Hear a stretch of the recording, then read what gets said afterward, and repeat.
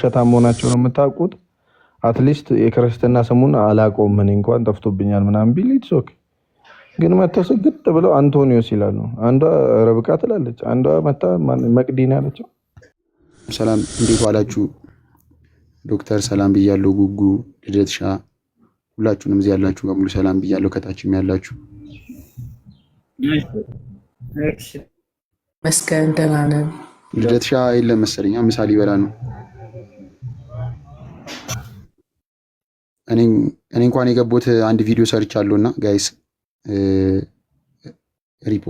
ሪፖስት ምናምን አድርጉልኝ፣ ላይክ ምናምን ነገር። ኤርሚ ቆይ ጠይቀው አንዴ፣ ወንድማችን ኦርቶዶክስ ነበርኩ ብሏል። የክርስትና ስሙ ማን ነው? አውራው አንተ አውራው።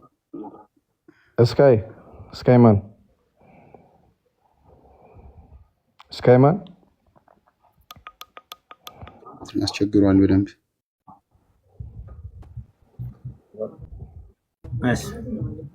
ሰላም ነው ዶክ? ምን አለች? እኔ ነኝ አለሁልህ። ደህና ነው ሁሉ ሰላም? አይሽ ኦርቶዶክስ ነበር ካረ? ሁሉ ሰላም እግዚአብሔር ይመስገን። መጀመሪያ ነበርኩ። የክርስትና ስም ማን ነበር?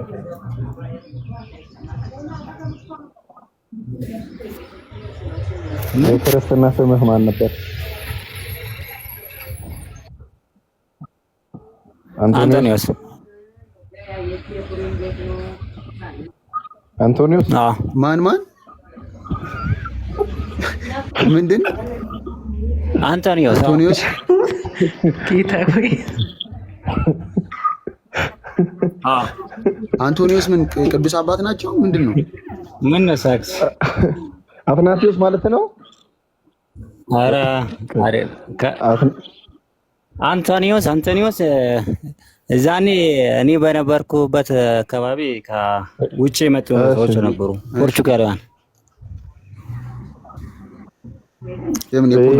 በዛ ነው ያወጡኝ።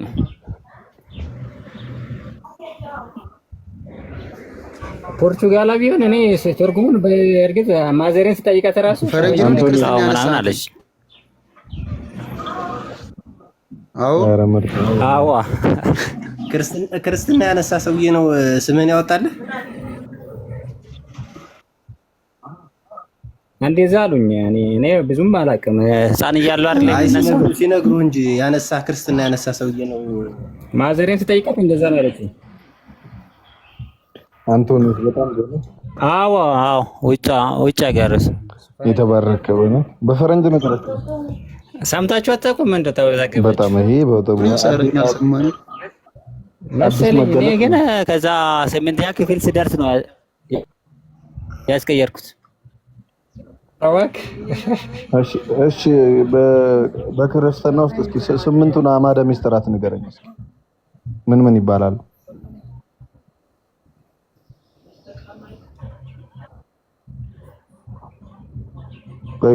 መጀመሪያ አዕማደ ምስጢራት ስንት ናቸው? ስካይማን ላጣላለም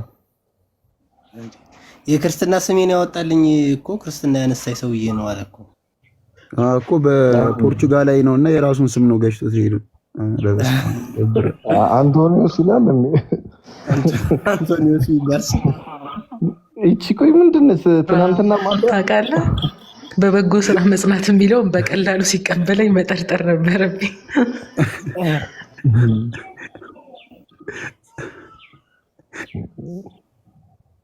አረ ትናንት አንዷም አረ ኤርሚ በቃ እኔ እኮ በቃ ሙስሊሞች በጣም እየጠየቁኝ ነው ምናምን አለች ኮሜንት ላይ። ከዛ አረ ምን እሺ አረ ችግር የለውም ጠይቅ የፈለግሽው ምናምን አልኳት። ከዛ ግን እኔ ወደ እነሱ ትምህርት እየተሳብኩ ነው ትለኛለች ማለት ነው። ይሄ ደግሞ እንዴ አንቺ ከጌታ ቃል ወጥተሽ ምንድነው ወደ ተረት ተረት ካልሄድኩ የምትይው ምን ነካሽ ምናምን እላታለሁ። ከዛ አካውንት ውስጥ ገብቼ አያለው ሪፖስታ የጨራሽ ልጅቷ ሙስሊም ነች። ሰዎች ናቸው እንደዛ ያሉን ገብቶ አረ እንትኗን ነው ምናምን ሰው ለካ እንደዚህ ኦን ፐርፐዝ እንደዚህ ያወራልና እንዴ ለምን እላለሁ ታውቃለህ? ምንድነው ቆይ ምን ማለት ነው? ምን ችግር አለው? ኦርቶዶክስ ነበርኩኝ ማለቱ ምን አስፈለገ? ያው ሌሎች አሁን ነፍሳትን ምናምን እኮ ልክ እንደዚህ አታለው ምናምን እንትን ለማለት ነው እንጂ ምንም አይጠቅማቸውም። ምን አሁን እዚህ ጋር ከነሱ አሁን ከሱ የባሰ ኧረ በኢየሱስ ደግሞ 8ኛ ክፍል ስደርስ ላስቀይር ምን ነበር ያደርጋል ያለ ሰው በፍርድ ቤት ቅድም አልነበራችሁም? ጳውሎስ መልእክት ወደ ያዕቆብ የጻፈው ለያዕቆብ የጻፈው አለ። ያዕቆብ መልእክት እኮ ነው፣ ጳውሎስ ነው የጻፈው። ለያዕቆብ የጻፈው ብሎ ሲያስቀን ነበር። ዛኔ ነበር መጠርጠር የነበረብን። እውነት ክርስቲያን የሆነ ሰው ይህንን ሚሳ ያደርግ በቃ ፍርስ ነው ያለው። አይዋሹማ። ቢያንስ አለማወቅ እኮ ቢያንስ አላውቀውም ይላል እኮ አንድ ሰው። ውሸታም መሆናቸው ነው የምታውቁት። አትሊስት የክርስትና ስሙን አላውቀውም እኔ እንኳን ጠፍቶብኛል ምናምን ቢል ኢትስ ኦኬ። ግን መተው ስግጥ ብለው አንቶኒዮስ ይላሉ። አንዷ ረብቃ ትላለች፣ አንዷ መታ መቅዲን ያለችው መቅደስ አለች፣ አንዷ መቅደስ አለች። አለሙም ይላሉ እኮ የክርስትና ስሜ አለሙ ነው አለ አንዱ። አሁን ወደ እስልምና ሂጃለሁ አለ። መጽሐፍ ቅዱስ ማለት የክርስትና ስም ማን ነው ሲባል አለሙ።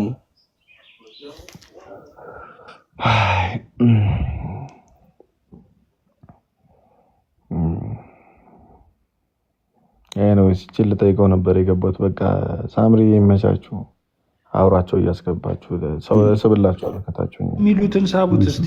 ጆሲ የሚሉትን ሳቡት። ጆሲ ነው እስኪ ጆሲ አንድ ቁጥር ታ ጆሲ ወንጌል ኢየሱስ ነው ይላል። ካልክ ቆየ። እኔም ስራ ልጀምር ነው። ልደትም የለም መሰለኝ። አሽም ብቻውን ባይሆን ቆይ። ሁላችሁም ሰላም ክርስቶስ ይብዛላችሁ። ሰላም ጆሲ ግቢ ብራዘሪ። ጆሲ ወንጌል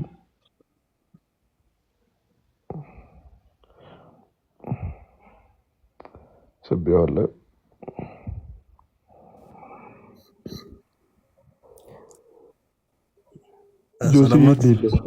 ሰላም ነው። አብረው ከመልካም ስራ ለድህነት ከሚለው ጋር እሺ ወጣችልኝ የወራሽ ነበርና የኮመንት የጻፍኩ ነበር ለሷ። ሰላም ነው። እግዚአብሔር ይመስገን ወንድሜ። ሰላም ነው። እግዚአብሔር ይመስገን አለ። እሺ የጻፍኩትን አይተህ ነበር ይርጉ ወይ? አላየሁም። ብዙ ኮመንት አለ ከታች። ችግር የለም መናገር ትችላለህ ድጋሚ። አይ ቅድም የሮሜ መጽሐፍ ምዕራፍ 2 ላይ ያለውን ሐሳብ ጠቅሳ ነበር ወጣው ተናገረው ነበርና እሺ እዛ ላይ በስራ መጽናት የሚለውን በስራ መዳን አይነት አድርጋ ነው መሰለኝ ስትናገር የነበረው። እንደዛ የተረዳኋትና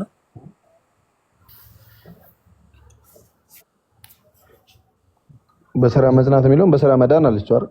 እንዳ በስራ መጽናት የሚለውን ሐሳብ ስትጠቅሰው ያ ስራ የሚያድን እስኪ አምጣ ይደን አንብበው አውጣና። ኦኬ እሺ ላንብበው። ሮሜ መጽሐፍ ምዕራፍ 2 ላይ ነው የጠቀሰችው። እሺ አንዴ ጠብቀኝ።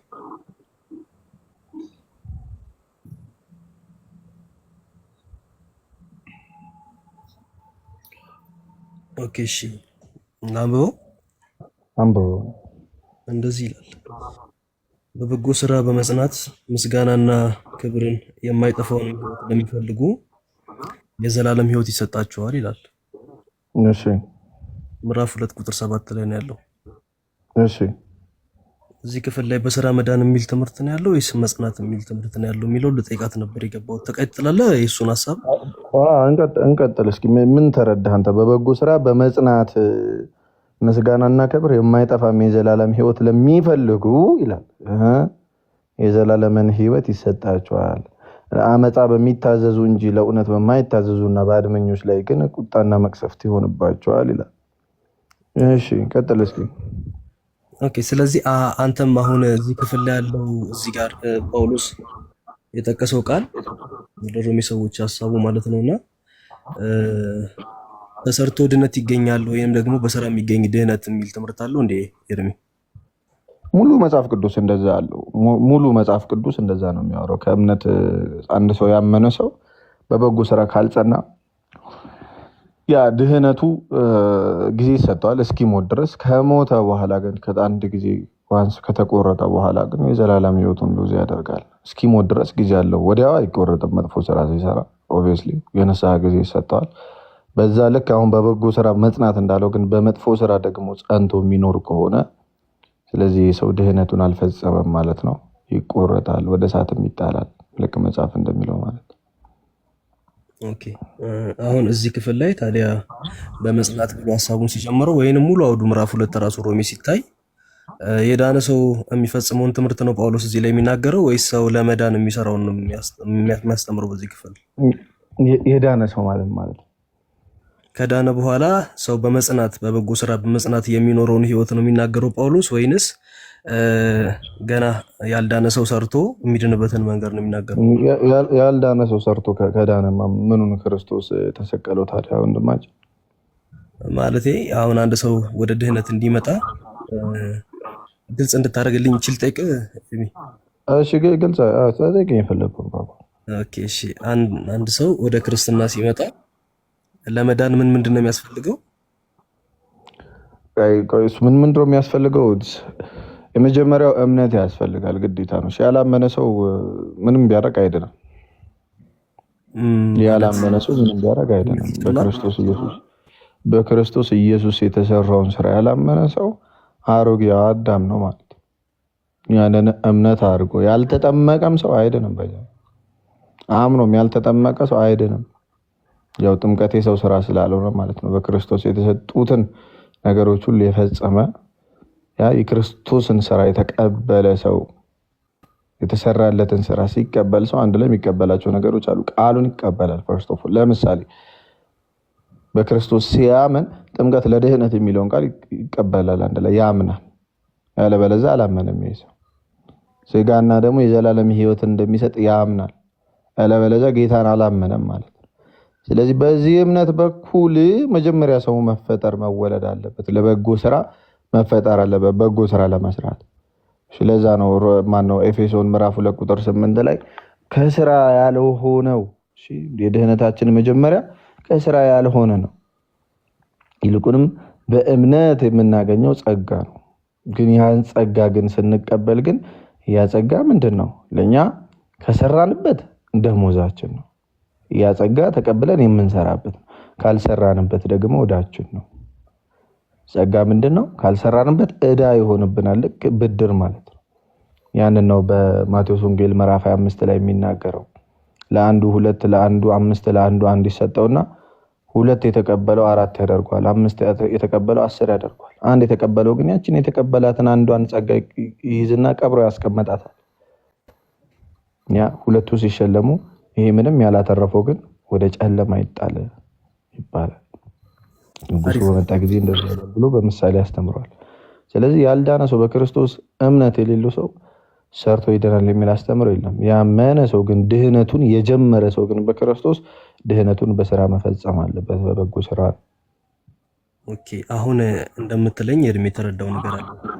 እምነት ይቀድማል እያልክ ነው አይደል? በደንብ ሰው ሳምን ቢሰራ ምንም አይጠቅመውም። ኦኬ እምነት ይቀድማል፣ ከዛ በኋላ ነው ስራው የሚቀጥለው ማለት ነው። ልክ ባመነ ቅጽበት ስራው አብሮ ነው የሚከተለው። ብራዘር አሁን እምነት ይቀድማል ስትል አንተ ከምን አንፃር ነው? ለምሳሌ እያመነ ዝም ብሎ እንደፈለገ ይሁን ነው? ከምን አንፃር ነው ያልከኝ?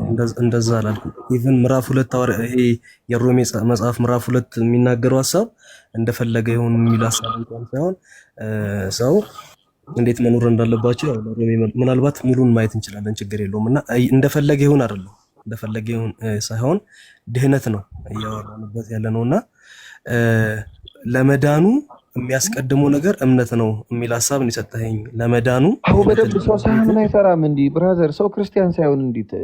ለምሳሌ እንደዛ ከሆነ እኮ ክርስቲያን መሆን አይጠበቅበትም፣ ጴንጤ መሆን ይጸድቃል ማለት እኮ እያልከኝ እኮ ነው። እንደዛ ከሆነ ነው እንደዛ አላልኩም። እንደዛ ሳይሆን ጥያቄ ምን መሰለኝ፣ እንደዛ ሳይሆን አሁን ለምሳሌ ምሳሌ ባንጠቀም ቆንጆ ቢሆንም ወደ ክርስትና የሚመጣ ሙስሊም ልበልክ፣ ለምሳሌ ወደ ክርስትና የሚመጣ ሙስሊም በመጀመሪያ ማመን ያለበት አይደል እያልከኝ ያለው? ኦብቪየስሊ። ከዛ በኋላ ካመነ በኋላ ግን ይሰራል አይደለ? ዋው በደንብ በጣም ይሄ እኔም የምቀበለው ትምህርት ነው። ታዲያ ግን ባመነ ሰዓት ሙሉ በሙሉ ድኗል አልዳነም? ሙሉ በሙሉ ማለት ነው ድህነት አንድ ነው። ድህነቱን ይጀምራል ባመነ ሰዓት። ድህነቱን አይፈጽምም። ድህነት የሚፈጸመው መጨረሻ ላይ ባይዘው ተፈጸመ ራሱ የሚባለው መች መሰለ? ክርስቶስ የሰራልን ስራ ድህነቱ ራሱ የሚፈጸመው ይሄ የማይበሰብሰውን ሲለብስ ነው። ሞት ሆይ መውጊያ ወዴት ነው የሚባለው ማለት ነው። ያኔ ነው በአንደኛ ቆሮንቶስ መልእክት ምዕራፍ 15 ላይ ያ የሞት መውጊያ ኃጢአት ነው እያለ ይናገራል አይደል? የኃጢአትን መውጊያ ህግ ነው። ሞት ሆይ መውጊያ ወዴት ነው እያለን እንናገራለን። መች ይላል? ይሄ የሚበሰብሰው የማይበሰብሰውን ሲለብስ ይላል። ድህነታችንን ክርስቶስ አንድ ጊዜ ፈጽሞታል በመስቀል ላይ። ግን ያ ድህነት ደግሞ ምን ያደርጋል? ልክ አዳም አንድ ጊዜ ፍሬውን በልቶ ወዲያው የስጋ ሞትን እንዳልሞተ ሁሉ ያ እንደዛው ሁሉ ቀን ይጠብቃል። እሺ እኛም ድህነት ምን የሚያደርግ ነው? ልክ ይሄ ፍጻሜውን የሚያገኘው ልክ እኛ ስንነሳ ነው ከሞት። አሁን እስከዛ ግን ምንድነው? እስከዛ ግን እኛ በመልካም ስራ መጽናት አለብን። መልካም ስራ ለጽድቅ ነው የምንሰራው። አዎ ለጽድቅ ነው የምንሰራው፣ ልክ መጽሐፍ ቅዱስ እንደሚለን። ግን መጀመሪያ ምን ይቀድማል ካልከኝ ላመነ ሰው ነው። መልካም ስራ ለጽድቅ ነው የምትለው በክርስቶስ ኢየሱስ አምኖ ለዳነ ሰው ነው። በክርስቶስ ኢየሱስ አምኖ ላልዳነ ሰው መልካም ስራ ለጽድቅ አትለው። ምን ትለዋለህ መሰለ? ያ ጸጋው በእምነት ያድነሃል፣ ይህም ከአንተ አይደለም፣ ያ ማንም እንዳይመካ ከስራ አይደለም ትለዋለህ። ለማን? ክርስቶስ ኢየሱስን ለማቅ ላልዳነ ሰው። እሺ ስብከት ስትሰብክ አሁን ይሄ ነው መቀላቀል ነው። አሁን ሰውን እንትን እያምታታ ያለው። እሺ ላልዳነ ሰው ጸጋው በእምነት አድነሃል፣ ምንም የምትሰራው ስራ የለህም። እሺ ከስራ አይደለም፣ በክርስቶስ ኢየሱስ ተፈጠርና እመነውና ለመልካሙ ስራ ተፈጠር ትለዋለህ። ለመልካሙ ስራ የተፈጠረን ሰው ደግሞ ምን ትለዋለህ? ሰው በእምነት ብቻ ሳይሆን በስራ እንዲጸድቅ ታያለህ ትለዋለህ። ልክ ያዕቆብ መልእክት ምዕራፍ 2 ቁጥር 24 ላይ እንዳለው ማለት ነው። መልካም እሺ። አይ አሪፍ ነው፣ ጥሩ ነው። ግን አሁን እሺ አሁን ድህነት አሁን ላይ አልተፈጸመም እያልክ ነው ማለት? ድህነት መጨረሻ ላይ ነው የሚፈጸመው እያልክ ነው? እና አሁን ድህነት የለም፣ የዳኑ ሰዎች የሉም። ይኸውልህ ድህነናል ወንድማችን። ከዛ ድህነት ደግሞ የሚፈጸም ነው በየዕለቱ። ለምሳሌ ፊልጵስዩስ 2:12 ላይ ያ እኔ ከእናንተ ጋር በመኖሬ ብቻ ሳይሆን ይልቁንም ከእናንተ ጋር ሲሄድ በየዕለቱ ያ መዳናችሁን ፈጽሙ ይላል። እሺ ድህነት ፕሮሰስ ነው። አሁን ብዙ ጊዜ እንትን የሚለን ይሄ ነው። ድህነት አንድ ጊዜ ዝም ብለህ የምታገኘው ከዛ የማይጠፋ አይደለም። ይልቁንም ድህነት የሚደረግ ነገር ነው። ድህነት ኢዝ ላይክ ፕሮሰስ ያለው ነገር ነው። የሚጀመር ከዛ ደግሞ የሚፈጸም ነው። ፍጻሜውን የሚያገኝ ነው። ሁልጊዜ የሚደረግ ነው። በየጊዜው የምታደርገው ነው። ድህነት ክርስቶስን በማወቅ የምትጀምረው፣ ክርስቶስ ያዘዘህን ነገር በማድረግ ደግሞ ዕለት ከዕለት እየፈጸምከው መጨረሻ ላይ ደግሞ ምን የምታደርግበት ነው? ፍጻሜውን የሚያገኝ ማለት ነው። ኃጢአት የሌለበት ቦታ ስትደርስ፣ ሞት የሌለበት ቦታ ስትደርስ ምን የምታደርግበት? ፍጻሜውን የምታገኝበት። አንደኛ ቆሮንቶስ ምዕራፍ 15 እሱ ነው የሚናገረው። ኦኬ እሺ፣ ምናልባት ደስ የምጠይቀኝ ነገር ካለ እሰማሃለሁ። ነገር ግን አንድ ነገር ልበልህና ከዛ ወደ አንተ እመጣለሁ ማለት ነውና ሰው ሲያምን ይድናል። ምክንያቱም ጸጋውን ነው የሚቀበለው። ጸጋው ደግሞ ሙሉ ነው። ስለዚህ ጸጋው በእምነት አድኗቸዋል እንደሚል ጳውሎስ የእግዚአብሔር ጸጋ ሰዎችን አድኗል። አዎ አድኗል። ስለዚህ መዳናቸውን ለመግለጥ መስራት አለባቸው። መስራት ተገቢ ነው። መዳናቸውን ለመግለጥ እንደ ዳነ ሰው እምነት እንዳለው አንድ ሰው እንዳመነ የሚያሳየው በስራው ነው። እንዳመነ የሚያሳየው ድህነቱን የሚገልጠው እንጂ ለመዳን ተብሎ እምነት ላይ ተጨምሮ የሚሰራ ቆይ አይ ኤርሚት እቺን ብቻ ብዬ ጠይቀኝ፣ ደስ ያለን ጠይቀኝ። እሺ በለው ችግር የለም። እሺ ኦኬ። እና ጸጋው በእምነት አድኗቸዋል ነው የሚለው። ሰዎችን ሁሉ የሚያድን የእግዚአብሔር ጸጋ ተገለጠ። ያ ጸጋ ደግሞ ሰዎችን በእምነት ነው የሚያድነው። ይሄን ጸጋ የትኛው ጥቅስ እያነበብኩ ነበር። ሰዎችን ሁሉ የሚያድን የእግዚአብሔር ጸጋ ተገልጧል የሚለውን አንበበው። እሺ ቲቶ መጽሐፍ ምዕራፍ 2 ላይ ነው ያለው፣ ቁጥር 11 ላይ ያለው ጎበዛም ምን እንደሚል ሰዎችን ሁሉ የሚያድን የእግዚአብሔር ጸጋ ተገልጧልና እያለ ይናገራል። እና ይሄ ጸጋ የተገለጠው በክርስቶስ በኩል ነው። እኮ ተገልጧል አለ። ከዛስ ምን ይላል? ቀጥሏል። ቀጥዬም ላንብብልህ። ኦኬ እሺ፣ ችግር የለውም። እንዴት እንዳዳነው ይገልጽላል። ለዛ ነው ብራዘር ግልጽ እንዲሆንልሽ። ኦኬ የጸጋውን እንትን ነው ቀጥሎ የሚያብራራው። እሺ አነባለሁ። ኦኬ እንደዚህ ይላል፣ ሰዎችን ሁሉ የሚያድን የእግዚአብሔር ጸጋ ተገልጧልና ይህም ጸጋ ኃጢአተኝነትንና ዓለማዊ ምኞትን ክደን የተባረከውን ተስፋችንን እርሱም የታላቁን የአምላካችንንና የመድኃኒታችንን የኢየሱስ ክርስቶስን ክብር መገለጥ እየጠበቅን ራሳችንን በመግዛትና በጽድቅ እግዚአብሔርን በመምሰል በአሁኑ ዘመን እንድንኖር ያስተምረናል እያለ ይናገራል። ምን ያስተምረናል አለ? ይሄ ጸጋ ራሳችንን በመግዛት በጽድቅ ምን እየተጠባበቅን ይላል? ክርስቶስን ኢየሱስ ክርስቶስን ክብር መገለጥ እየጠበቅን ራሳችንን በመግዛት በጽድቅ እግዚአብሔርን በመምሰል በአሁኑ ዘመን ጸጋ ማለት ይሄ ነው። ባይዘው ጸጋ ማለት የሆነ በራሱ የሆነ ልክ እንደ ማሽን የሚያንቀሳቀስ ነገር ሳይሆን የሚያስተምር ነው። ጸጋ ማለት ኃይል ነው። መልካም ነገር የምታደርግበት ራስን እንድትገዛ ስልጣን ኃይል የሚሰጥ በጽድቅ እንድትኖር ኃይል የሚሰጥ እግዚአብሔርን በመምሰል እንድትኖር ኃይል እንዲሰጥ መች በአሁኑ ዘመን ይሄን ጸጋ በምንድን ነው የምትቀበለው? ኤርሚዬ ይሄን ጸጋ ይሄ አሁን እዚህ ጋር ቲቶ መጽሐፍ ላይ ያለውን በምንድን ነው የምትቀበለው? በእምነት። ኦኬ ከእምነት ውጪ ልትቀበለው ትችላለህ ይሄን ጸጋ? ዋው በእምነት ስትል ምን አይነት እምነት? አሁን እንደኛ ያለ እምነት። አሁን አንተ ጥምቀት ያድናል ብለህ ታምናለህ? እዛ ጋር ሳትሄድ ለምሳሌ ይሄን ጸጋ የምትቀበለው አሁን ይሄ ጸጋ ሰዎችን የሚያድን ነው በምስጢራት በኩል ማለት ነው። በእምነት በምስጢራት ለምሳሌ ካልተጠመቅክ አታገኘውም ይሄን ጸጋ። ችግር የለውም ጥምቀት ጋር እናወራለን። ነገር ግን በጥምቀት የሚል ቃል አለ። አንተ ጥቅስ አስደግፍልኝ። በጥምቀት ይሄን ጸጋ የምትቀበላለህ? እሺ ያሳይ። ጥምቀት ጋር ሳትሄዱ ግን ኤርሚ ጥምቀት ጋር ሳይሄዱ እዚህ ድነት ላይ ቢጨርስ ጥሩ ነው። እንትኑ ነው አንድ ጥያቄ ልጠይቀው እስኪ። አንድ ጥያቄ ልጠይቀው። ይቅርታ አይ በዛውም እንድትመልስለት ነው እኮ። ችግር የለውም በዛውም ትቀጥላለህ። አይ እኔ አልቀጥልም። በቂ እኮ ነው። አሁን እስካሁን ያላችሁት በቂ ነው፣ ግን በዚሁ እንዳታልፉት ብዬ ነው። አሁን አንተ ድኛለሁ ነው የምትለው አይደል? ችግር የለውም። እኔ ከኤርሚ ጋር ጨርሼ ከአንተ ጋር አወራለሁ። እሺ ወይም ከአንተ ጋር ብቻ ላወራ እኮ። ድኛለሁ ነው የምትለው ግን? አዎ ድኛለሁኝ። በደንብ ነው የዳንኩት። በቃ አሁን አንተ ድነትህ ተፈጽሟል። ኦልሬዲ ድኛለሁ እንጂ እድናለሁ አይደለም የምትለው አይደል? ድኛለሁ። በደንብ ነው የዳንኩት። እድናለሁ አትልም ማለት እድናለሁ አትልም ማለት ዳንኩኝ እያልኩ እኮ ነው። ዳንኩኝ የሚል ሰው እድናለሁ፣ የዳነ ሰው እድናለሁ አይልም። ኦኬ። ስለዚህ ሮሜ 5:9 ላይ ጳውሎስ እንዲህ ይላል፣ ይልቁንስ እንግዲህ አሁን በደሙ ከጸደቅን በእርሱ ከቁጣው እንድናለን ይላል። ጳውሎስ እንግዲህ የዳነ ሰው ነው አይደል? ግን እንድናለን ይላል። ኦኬ። እንዴት ነው ከጳውሎስ አንተ ትንሽ ትበልጣለህ? እሱ እንድናለን እያለ ነው። ኢን ዘ ፊውቸር ከቁጣው እንድናለን እያለ ነው።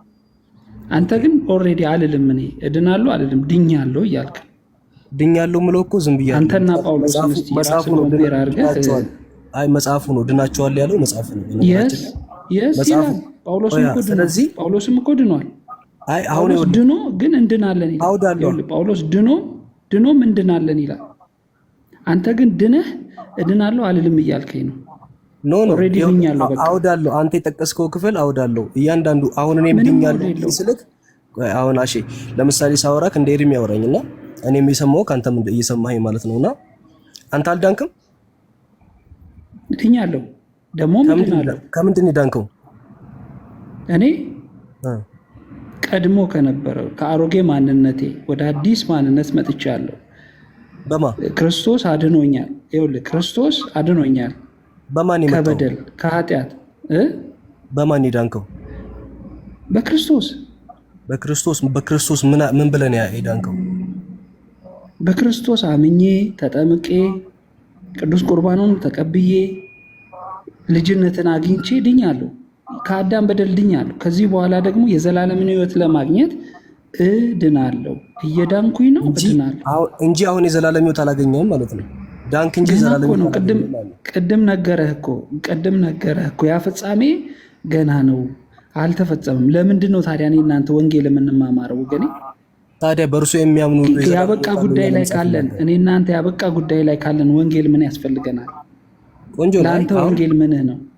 ጥቅስ እናስደግፍ። በእግዚአብሔር ቃል እናስይዘውና ንግግራችንን መጽሐፍ ምን እያለ የሚናገረው በእርሱ የሚያምን ሁሉ የዘላለም ሕይወት እንዲኖረው እንጂ እንዳይጠፋ እግዚአብሔር አንድያ ልጁን እስኪሰጥ ዓለም እንደዚህ ወዷል። ዓለም በልጁ እንዲድን ነው እንጂ በዓለም እንዲፈርድ እግዚአብሔር ወደ ዓለም አላከውም እያለ ይናገራል። እኔ የዘላለም ሕይወት ያገኘሁት በነገራችን በክርስቶስ ባመንኩ ሰዓት ነው። አንተ ግን ዳንኩ እንጂ አላገኘውም የዘላለም ሕይወት እያልከኝ አይደለ? ይኸውልህ ፋላሲ አትስራ። የዘላለም ሕይወት እንዲያገኝ እንጂ ነው የሚለው አይደል? አገኘ እንጂ አይልም። ቃላቶቹ በራሳቸው በደንብ አንብባቸው፣ ቃላቶቹን ማለት ነው። እስቲ አንብባቸው አንተ። ያይ ዘንድ እንዲያገኝ እንዲወርስ የሚል ከሆነ ቃላት የተፈጸመ አይደለም። ቃሉን አንብበው እስቲ አንተ። አንብበው እኮ አሁን ያልከው እኮ ነው እኮ አንብበውና የዘላለም ሕይወት እንዲያገኝ ነው ያልከው አይደለም? አንተ እኮ ያልከውን ነው እኮ የዘላለም ሕይወት እንዲያገኝ ነው እያልከኝ ያለው። የዘላለም ሕይወት እንዲኖረው ነው ያልከው። ለምንድን ነው እሱ? እሺ እንዲኖረው ለምን ካነበብኩት ውጪ? ስለዚህ አንብበውና እኔ ለእኔ አንድ አይነት ቃል ነው። አንተ አንብበው። እኔ አሁን መጽሐፍ ቅዱስ አልያዝኩም በእንትኔ፣ ግን እንዲህ አንተ ባልከው ቃል እንኳን ይህን ችግር የለውም። አንተ ያልከው ነው ያለው እኮ እንዲኖረው አለ። እንዲኖረው የሚለው ቃል በራሱ እንዲህ የሚለው ቃል በራሱ ምንን ነው የሚያሳየ? ኦኬ እንዲህ ምናምን የሚሉ ቃላቶች ጋር ከሄድክ እዛው ክፍል ላይ አንድ ቃል ላስንብብካ ነኝ። እሺ እዛ ዮሐንስ ወንጌል መጽሐፍ ምዕራፍ 3 ቁጥር 36 ምንድን ነው የሚለው? እሺ በልጁ የሚያምን የዘላለም ሕይወት አለው ይላል። አለው ይላል። አየህ፣ ስለዚህ አግኝቻለሁ። አሁን አንተ የዘላለም ሕይወት አላገኘውም ነው ያልከኛ። ይኸውልህ አሁን ራስህ አመጣኸው። በጣም ጥሩ ጥቅሶች ነው ያመጣልን። ባይ ዘ ዌይ አሁን የዘላለም ሕይወት አለው ብለህ አመጣልን። ቅድም ደግሞ የዘላለም ሕይወት እንዲኖረው ብለህ አመጣልን። አመጣልን ሰው አነበብኩልህ ቃሉን ወዳጄ እኮ ልክ ነህ እኮ። ይኸውልህ እየተቃወምኩት እኮ አይደለም። ጥቅስህን እኮ በጣም ለእኔ ወስጄው እኮ ነው። ለሁላችን የሚጠቅመውን እኮ ነው ያመጣህልን። የዘላለም ሕይወት አለው አልከን። ኦልሬዲ ድኗል አለ። እንዲኖረው ደግሞ ሌላ ጥቅስ ላይ ምን አለ? የዘላለም ሕይወት እንዲኖረው አለ። ይሄ ደግሞ ምንን ያሳያል? ፊውቸሪቲን ያሳያል። የቅድሙ አሁን ጊዜን መዳንን፣ ይሄ ደግሞ እንድናለን የሚለውን ፍቺ ቃል በቃል ያስረዳሃል ማለት ነው። አይጣርስም እርስ በርሱ። እኛም አለው ብሎ ቀጥሎም በሌላ ሀሳብ ሊገለጥ ይችላል። ትክክል እኮ ነው። የዘላለም ሕይወት አለው፣ የዘላለም ሕይወት አለው ይላል። አሼ ቅድም ለምሳሌ አለኝ ብዬ ስናገር ትክክል ነኝ ማለት ነው። እኔ አለኝ ብዬ ስናገር የዘላለም ሕይወት ትክክል ነኝ። ከቃሉ አንሳር የተናገርኩት ገብቷል። ቃሉ የሚለውን ያልኩት። እሺ አለኝ ብለህ ስትናገር ትክክል ትሆናለህ።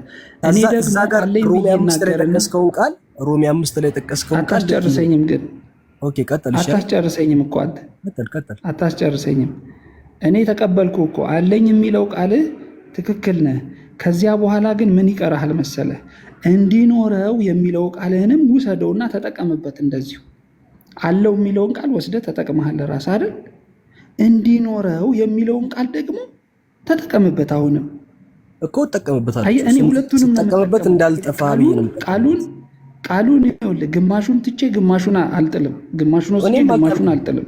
እኔም አልጣልኩም። ተጠቀመዋ። ይኸውልህ የዘላለም ሕይወት አለው የሚለው ተጠቀምክበት። አሁን አንተ እጅ ላይ መጽሐፍ ቅዱስ የለማ? እሺ አንተ እጅ ላይ መጽሐፍ ቅዱስ የለማ? ለአንብብልህ መጽሐፍ፣ ከዛ እንደምጠቀምበት ልንገርህ። መጽሐፍ ቅዱስ ባይኖርም እኮ ያንተን ቃል እኮ ትክክል ነው ብዬ ተጠቀም ያለው እኮ። አዎ ጥቅሱ አለ መጽሐፍ ቅዱስ ላይ። እኔ የማምነው የምቀበለው እኮ ነው። ግን አንተ እኔን የምጠይቀኝ ምንድን ነው? እኔን ጠይቀኝ። አሁን ደስ በቃ አሁን ልጠይቅ። ይኸውልህ አሁን ድኛለሁ ብለሃል። ኦኬ ድኛለሁ፣ እኔም ድኛለሁ እላለሁ። እኔ ግን ድኛለሁ ብቻ ብዬ አላበቃም። እየዳንኩ ነው እድናለሁ እላለሁ። ከየት? ከመጽሐፍ ቅዱስ ማስረጃ በምልአት ስለምቀበለው፣ አንዱን ትቼ አንዱን ስለማልጥል። አንተ ድኛለሁ ብለህ እየዳንኩ ነው ወይም እድናለሁ ትላለህ? እድናለሁ ትላለህ? ድኛለሁ ብለህ ነው የምታበቃው? እድናለሁ ትላለህ? ወደፊት እድናለሁ ትላለህ? ይሄ አሁን አንተ ቅድም የተናገርከውን ቃል ድኛለሁ፣ እየዳንኩ ሄዳለሁ፣ ከዛ ወደፊት እድናለሁ፣ እንደዛ ነው የምትለኝ? ጥያቄ እንደዛ ነው። እኔ የምለው ድኛለሁ፣ እየዳንኩ ነው፣ እድናለሁ እላለሁ።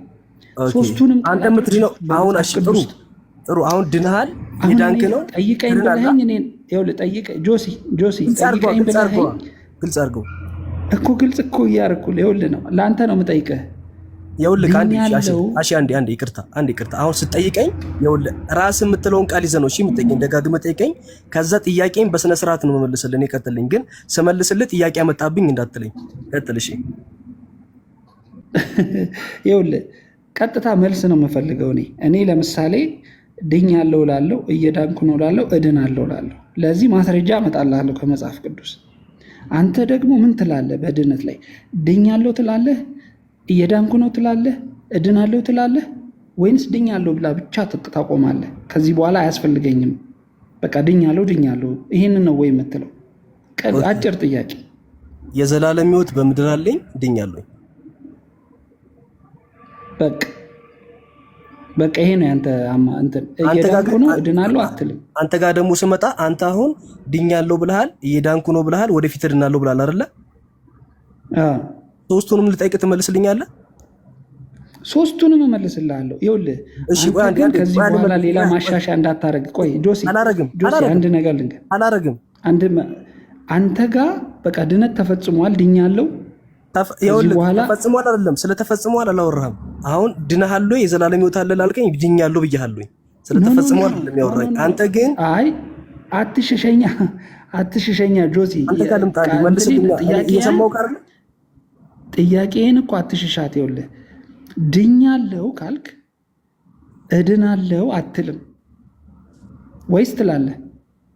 ኦኬ አሁን የመጨረሻ እድናለሁ ትላለህ? የመጨረሻ እድናለሁ ትላለህ? አንዴ በቃ ሚውት አድርገው። እድናለሁ ትላለህ? ይሄን ብቻ ነገር እድናለሁ ትላለህ? አስረግጬ ልንገርክና በደንብ አንዴ ስማኝ፣ ሚውት አድርግና ስማኝ፣ ወይ ደግሞ ጸጥ ብለህ ስማኝና ከዛ ትቀጥላለህ። አይሻልም? እሺ እሺ ቀጥል። መጽሐፍ ቅዱስ የእግዚአብሔር ቃል እንደሚናገር በልጁ በክርስቶስ ኢየሱስ የሚያምን የዘላለም ሕይወት አለው ይላል። እኔ ዛሬ ብሞት የዘላለም ሕይወት አለኝ፣ የዘላለም መንግስት ወራሽ ነኝ። ወራሽ መሆን የሚፈጸምበት ጊዜ አለ። ወራሽ መሆን የሚፈጸመው የዚህ ምድር ቆይታዬ ሲያበቃ ነው። አሁንስ ካልከኝ አሁን የዘላለም ሕይወት አለኝ። ኦኬ የሚፈጸምበት ጊዜ ካልከኝ ኢቭን እሱ ደግሞ ይሄ ያገኘሁት የዘላለም ሕይወት የሚፈጸምበት ጊዜ የዚህ ምድር ቆይታ ሲያበቃ ነው። በዚህ ምድር ያለኝ የህይወት ቆይታዬ ሲያበቃ እሱ ይፈጸማል። ዛሬ እስካልክ ዛሬ ግን መጽሐፍ የእግዚአብሔር ቃል እንደሚናገር በክርስቶስ በማመኔ ምን ሆኛለሁ? የዘላለም ሕይወት አግኝቻለሁ። ይሄ የሚፈጸመው የምድር ቆይታዬ ሲያበቃ ነው። አሁንም አለኝ፣ ደጋግሜ የተናገርኩት ይሄንን በኋላ መልስልሃለሁ። አንተ ሶስቱን ጥያቄ አንዴ መልስልኝ አሸናፊ።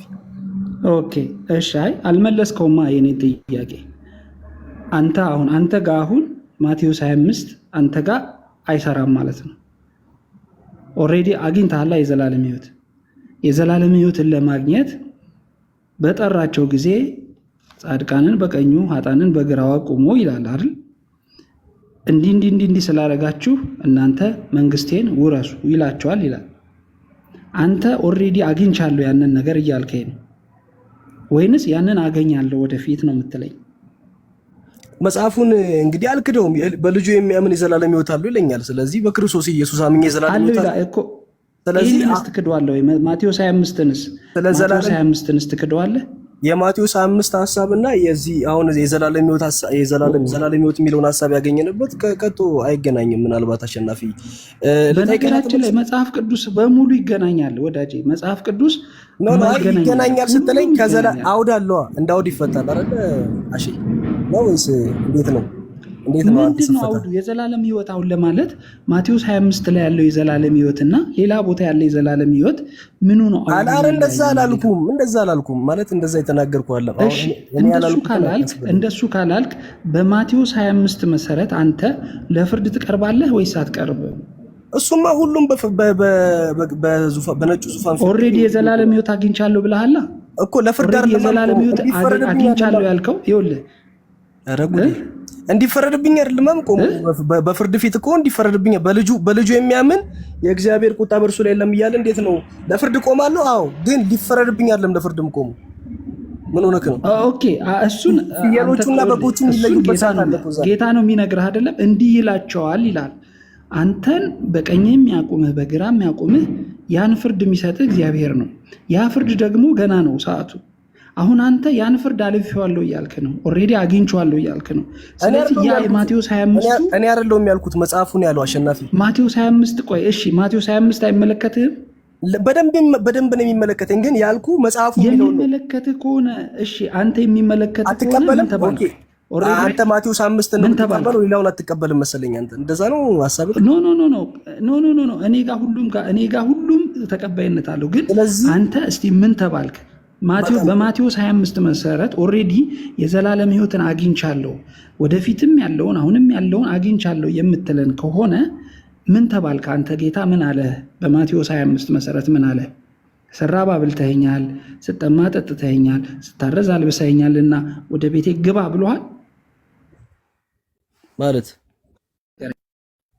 ሚውት አታርግ አያስፈልገውም። ማቴዎስ 25 ላይ ራስህን ውሰድ ጆሲ፣ ራስህን ማቴዎስ 25 ላይ ቀጥታ ውሰድና በነዛ ሰዎች ላይ አቁም። ከዛ በኋላ ምን አድርግ መሰለ? ኦልሬዲ አንተ የዘላለም ሕይወት አለኝ የዘላለም ሕይወትንም አግኝቻለሁ ወደፊት ያለውን ብለህ ኦልሬዲ ደምድመሃል። ስለዚህ ለአንተ ጌታ የሆነ ነግሮሃል ማለት ነው። ስራብ አብልተኸኛል፣ ስጠማ ጠጥተኛል የሚለውን ልክ እነዛ ፍርደኞች እንደተባሉት ማለት ነው፣ የተፈረደላቸውም የተፈረደባቸውም እንደተባሉት አንተ ጌታ የቱን አለ? ስራብ አብልተኸኛል፣ ስጠማ ጠጥተኛል፣ ወደ ቤቴ ግባ ብሎሃል? አዎ ብሎኛል።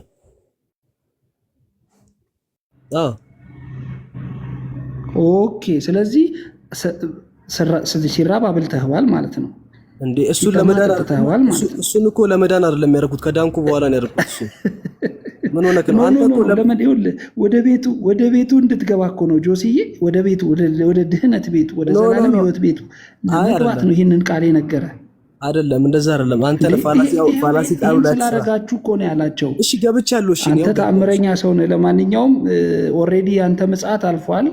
እኛ ብቻ ነው ምጽአት እየጠበቅን ያለ ነው። ኤርሚ ተቀበሉት። ምን ነው አንተ ተሸሸ መልሱን እምቢ አልክ? ጎበዝ ላይ ኦልሬዲ እኮ ምጽአት ያለፈበት ሰው ጋር ምን ማውራት ይከብዳል። አንተ እኮ ኦልሬዲ ምጽአቱን አልፈኸዋል። እውነትን ነው። አንተ መንግስተ ሰማያት ነው ያለው ማለት ጌታ ሰምቶኛል ያልክ ነቢይ ማለት ከጌታ ጋር ያወራኸው ኦልሬዲ አቅርበኸዋል። ምጽአቱንም አንተ ጋር በቃ አይ ችግር የለውም። በቃ አንተ አታውራ። በቃ ከዚህ በላይ ማውራት ጉንጭ ባልፋት ነው። አዎ አንተ ይበቃል። ምክንያቱም እዚህ ጋር ነው እውቀት የሚገደበው። ምናልባት ዝም ብለህ ነው መሀል ላይ የገባህበት። ይቅርታ በስነ ስርዓት ይጻውራሽ አባ እንደዚህ ምንም አላልኩም። ባለቤቱ አለ አይደል? መጨረሻው ስድብ አይደለም። እውቀት እዚህ ጋር ድረስ ነው ማለት ምን ማለት ነው? መቀጠል ይችላል። አይ መቀጠል ይችላል። ስድብ ሳይሆን እውቀቱ። አይ የቅድሙ ጥያቄ ይመልሳለሁ ካለኝ ጆሲ ስድብ እስከማውቀው ድረስ እኔ እስከማውቀው ድረስ የዘላለም ሕይወት የገባ ሰው ስራብ አብልተኛል፣ ስጠማ ጠጥተኛል፣ ወደ ቤቴ ግባ የሚለውን ቃል ሰምቻለሁ ያለ ሰው ከሰማይ ነው ውግንናው። ከኔ ጋር እንኳን ወርዶ እየተነጋገረ አንተ ለምን መልሰህልኝ? ለምን ወርደህ እኮ ከኔ ጋር ወርደህ እያወራህ ነው። ኦልሬዲ የተፈረደልህ ሰው ነህ እኮ አንተ ያንን ቃል ሰምቻለሁ እያልከኝ ሰው ነህ። በጣም ቆንጆ። እውቀትህን ምናምን ነው ካልክ ወደ ላይ ሳይሆን የሄድከው አንተ ጭራሽ ወደ ታች ነው የወረድከው እኮ ቁልቁል። እሺ ችግር የለውም። ስድብ ከመሰለኝ እቀበላለሁ። ስድብ እኔ አልሳደብም። በክርስቶስ የማምን ሰው ነኝ። ግን ከአንተ ጋር ጥያቄ መልስልኝ አሸናፊ። መልሰህ ብትወጣ ወይንም ደግሞ መልሰህ ብንጨርስ ደስ ይለኛል። ጠይቀኸኛል፣ ተቀብያለሁ። ችግር የለውም። እኔ መጠየቅ ትችላለህ። እሱን የምጠይቀውን ኤርሚሻ ከአንተ ጋር ቆይቼ ነበርና ምናልባት ቢጨርስ ደስ ይለኝ ነበር አሸናፊ። ችግር የለውም። ስራ ካለበት ከኤርሚ ጋር ጨርስ። ፓፓ ጆሲ እሺ፣ ቴንክ ዩ። ይቅርታ እሺ። አሸይ ምናልባት ካስቀየምኩኝ። ሄሎ ወይ ዞል አሸናፊ ያለ ከአንድ የሚውት ክፈትና ይቅርታ። ምናልባት ስድብ ከመሰለና ካሳዘንኩ በጣም ሶሪ። ምንም ችግር የለም የኔ ጌታ፣ ምንም ችግር የለም። እግዚአብሔር ይቅር ይበላል። ችግር የለም። ይከሰታል። ግን ዞሮ እዚሁ ምድር ላይ ያለን ሰዎች መሆናችን በዛው ተረድተልኝ ይለፍ። የመጨረሻውን ዘመን ያላየ ሰውነ፣ ያንን የፍርድ ቀን ያልቀረበልህ ሰውነ እና ይህንን በዛው ተማምረን እንለፍ። ለእኔ ችግር የለውም። ይሄ ዋጋችን ነው። ችግር የለውም። ጆሲ በራዘር ምንድን ነው ጥያቄህን መጀመሪያ አቅርባ። እየሰማኋቸው አልነበረም። አክቹዋሊ ስልክ ላይ ነበርኩኝ ከሆነ ሰዓት በኋላ። ጥያቄህን ጠይቅና እስኪ ስለ ድህነት ቁርጥ እያደረገን እናልፋለን ማለት ነው። ከመጽሐፍ ቅዱስ እያስደገፈ ኦኬ እሺ ያው የጠየቀኝ ጥያቄ መልሼለት ነበርና እሱ ደግሞ የተናገረው ነበረ አሸናፊ ማለት ነውና ምንድን ነው ያለው? ድኛለሁ እየዳንኩ ነው ድናለሁ አለ እድናለሁ አለኝና እነዚህ ሶስቱ ላይ ጥያቄ ነበረኝ። ተመልሳለህ? መጽሐፍ ቅዱስ ይመልሳል። ቀጥል። አንድ በአንድ ነው ሶስቱንም ጥያቄ የምጠይቅና ቃል በቃል መጽሐፍ ቅዱስ ስለሚመልሰው እሱን እየገለጡ ካሳያለሁ። እሺ እሺ ድናሃላ የመጀመሪያው ድኛለሁ። እስቲ መጽሐፍ ቅዱሳዊ ያድርገው እሱ። እሺ ኤፌሶን 2:8 ድኛለሁ ጸጋው በእምነት አድኗችኋልና ይህም የእግዚአብሔር ስጦታ ነው እንጂ ከእናንተ አይደለም። ጸጋው በምን አድኗችኋል ይላል? በእምነት። ይህ ደግሞ የማን ነው? የእግዚአብሔር ስጦታ ነው እንጂ ከእናንተ አይደለም፣ ማንም እንዳይመካ ከስራ አይደለም። ይህ ሲል ደግሞ ምን ማለቱ መሰለ? እንደፈለጋችሁ ኑሩ፣ በቃ ስለዳናችሁ እንደው አለቀ ጨረሰ ማለት ሳይሆን ምን ይላል? እኛ ፍጥረቱ ነንና ይላል። ምን ማለት እንደሆነ እንመላለስበት ዘንድ እግዚአብሔር አስቀድሞ ያዘጋጀውን መልካሙን ስራ ለማድረግ በክርስቶስ ኢየሱስ ተፈጠረን። ጸጋ ምንድነው ብያለሁ ቅድም ሮሜ ቲቶ 2:11 ላይ ጸጋ ኃይል ነው አላልኩም? ያንን ኃይል ተቀብያለሁ። ለምን? እመላለስበት ዘንድ እግዚአብሔርን እመስል ዘንድ ምን አግኝቻለሁ? ያ አስቀድሞ ያዘጋጀውን መልካሙን ስራ ለመስራት በክርስቶስ ኢየሱስ ተፈጥሬያለሁ እያልኩ ነው። ኦኬ ከዳንክ በኋላ ነው አሁን ይሄን የምታደርገው ማለት ነው? መጀመሪያ ድኛለሁ ስለ ተፈጥሬያለሁ ማለት ነው። ኦኬ ያዳነክ ጸጋው ነው ያዳነክ ጸጋው ደግሞ የተቀበልከው በእምነት ነው። ይሰማል? የሆነ ያስተጋባል ድምጽ ትንሽ መቆራረጥ አለ መሰለኝ። እሺ አሁንስ ይሰማል? እንዴ እንቀጥል፣ ችግር የለውም። ያ ስለዚህ ተፈጥሬያለሁ ማለት ነው። ድኛለሁ ማለት መጀመሪያ መፈጠር ማለት ነው። ለመልካሙ ስራ እንደ አዲስ ተፈጥሬያለሁ በክርስቶስ ኢየሱስ እያልኩ ነው። ኤፌሶን 2 ለመልካሙ ስራ ተፈጥሬያለሁ እያልኩ ነው። ሰርቼማ ድኛለሁ አላልኩም? አዎ ኤፌሶን 2። ስለዚህ ቁጥር 10 ላይ ከመድረስ በፊት ያሉት ሁለቱ ክፍሎች አሁን ያነበብኳቸው ኤርሚሻ ጸጋው ይሄ ጸጋ የእግዚአብሔር ነው።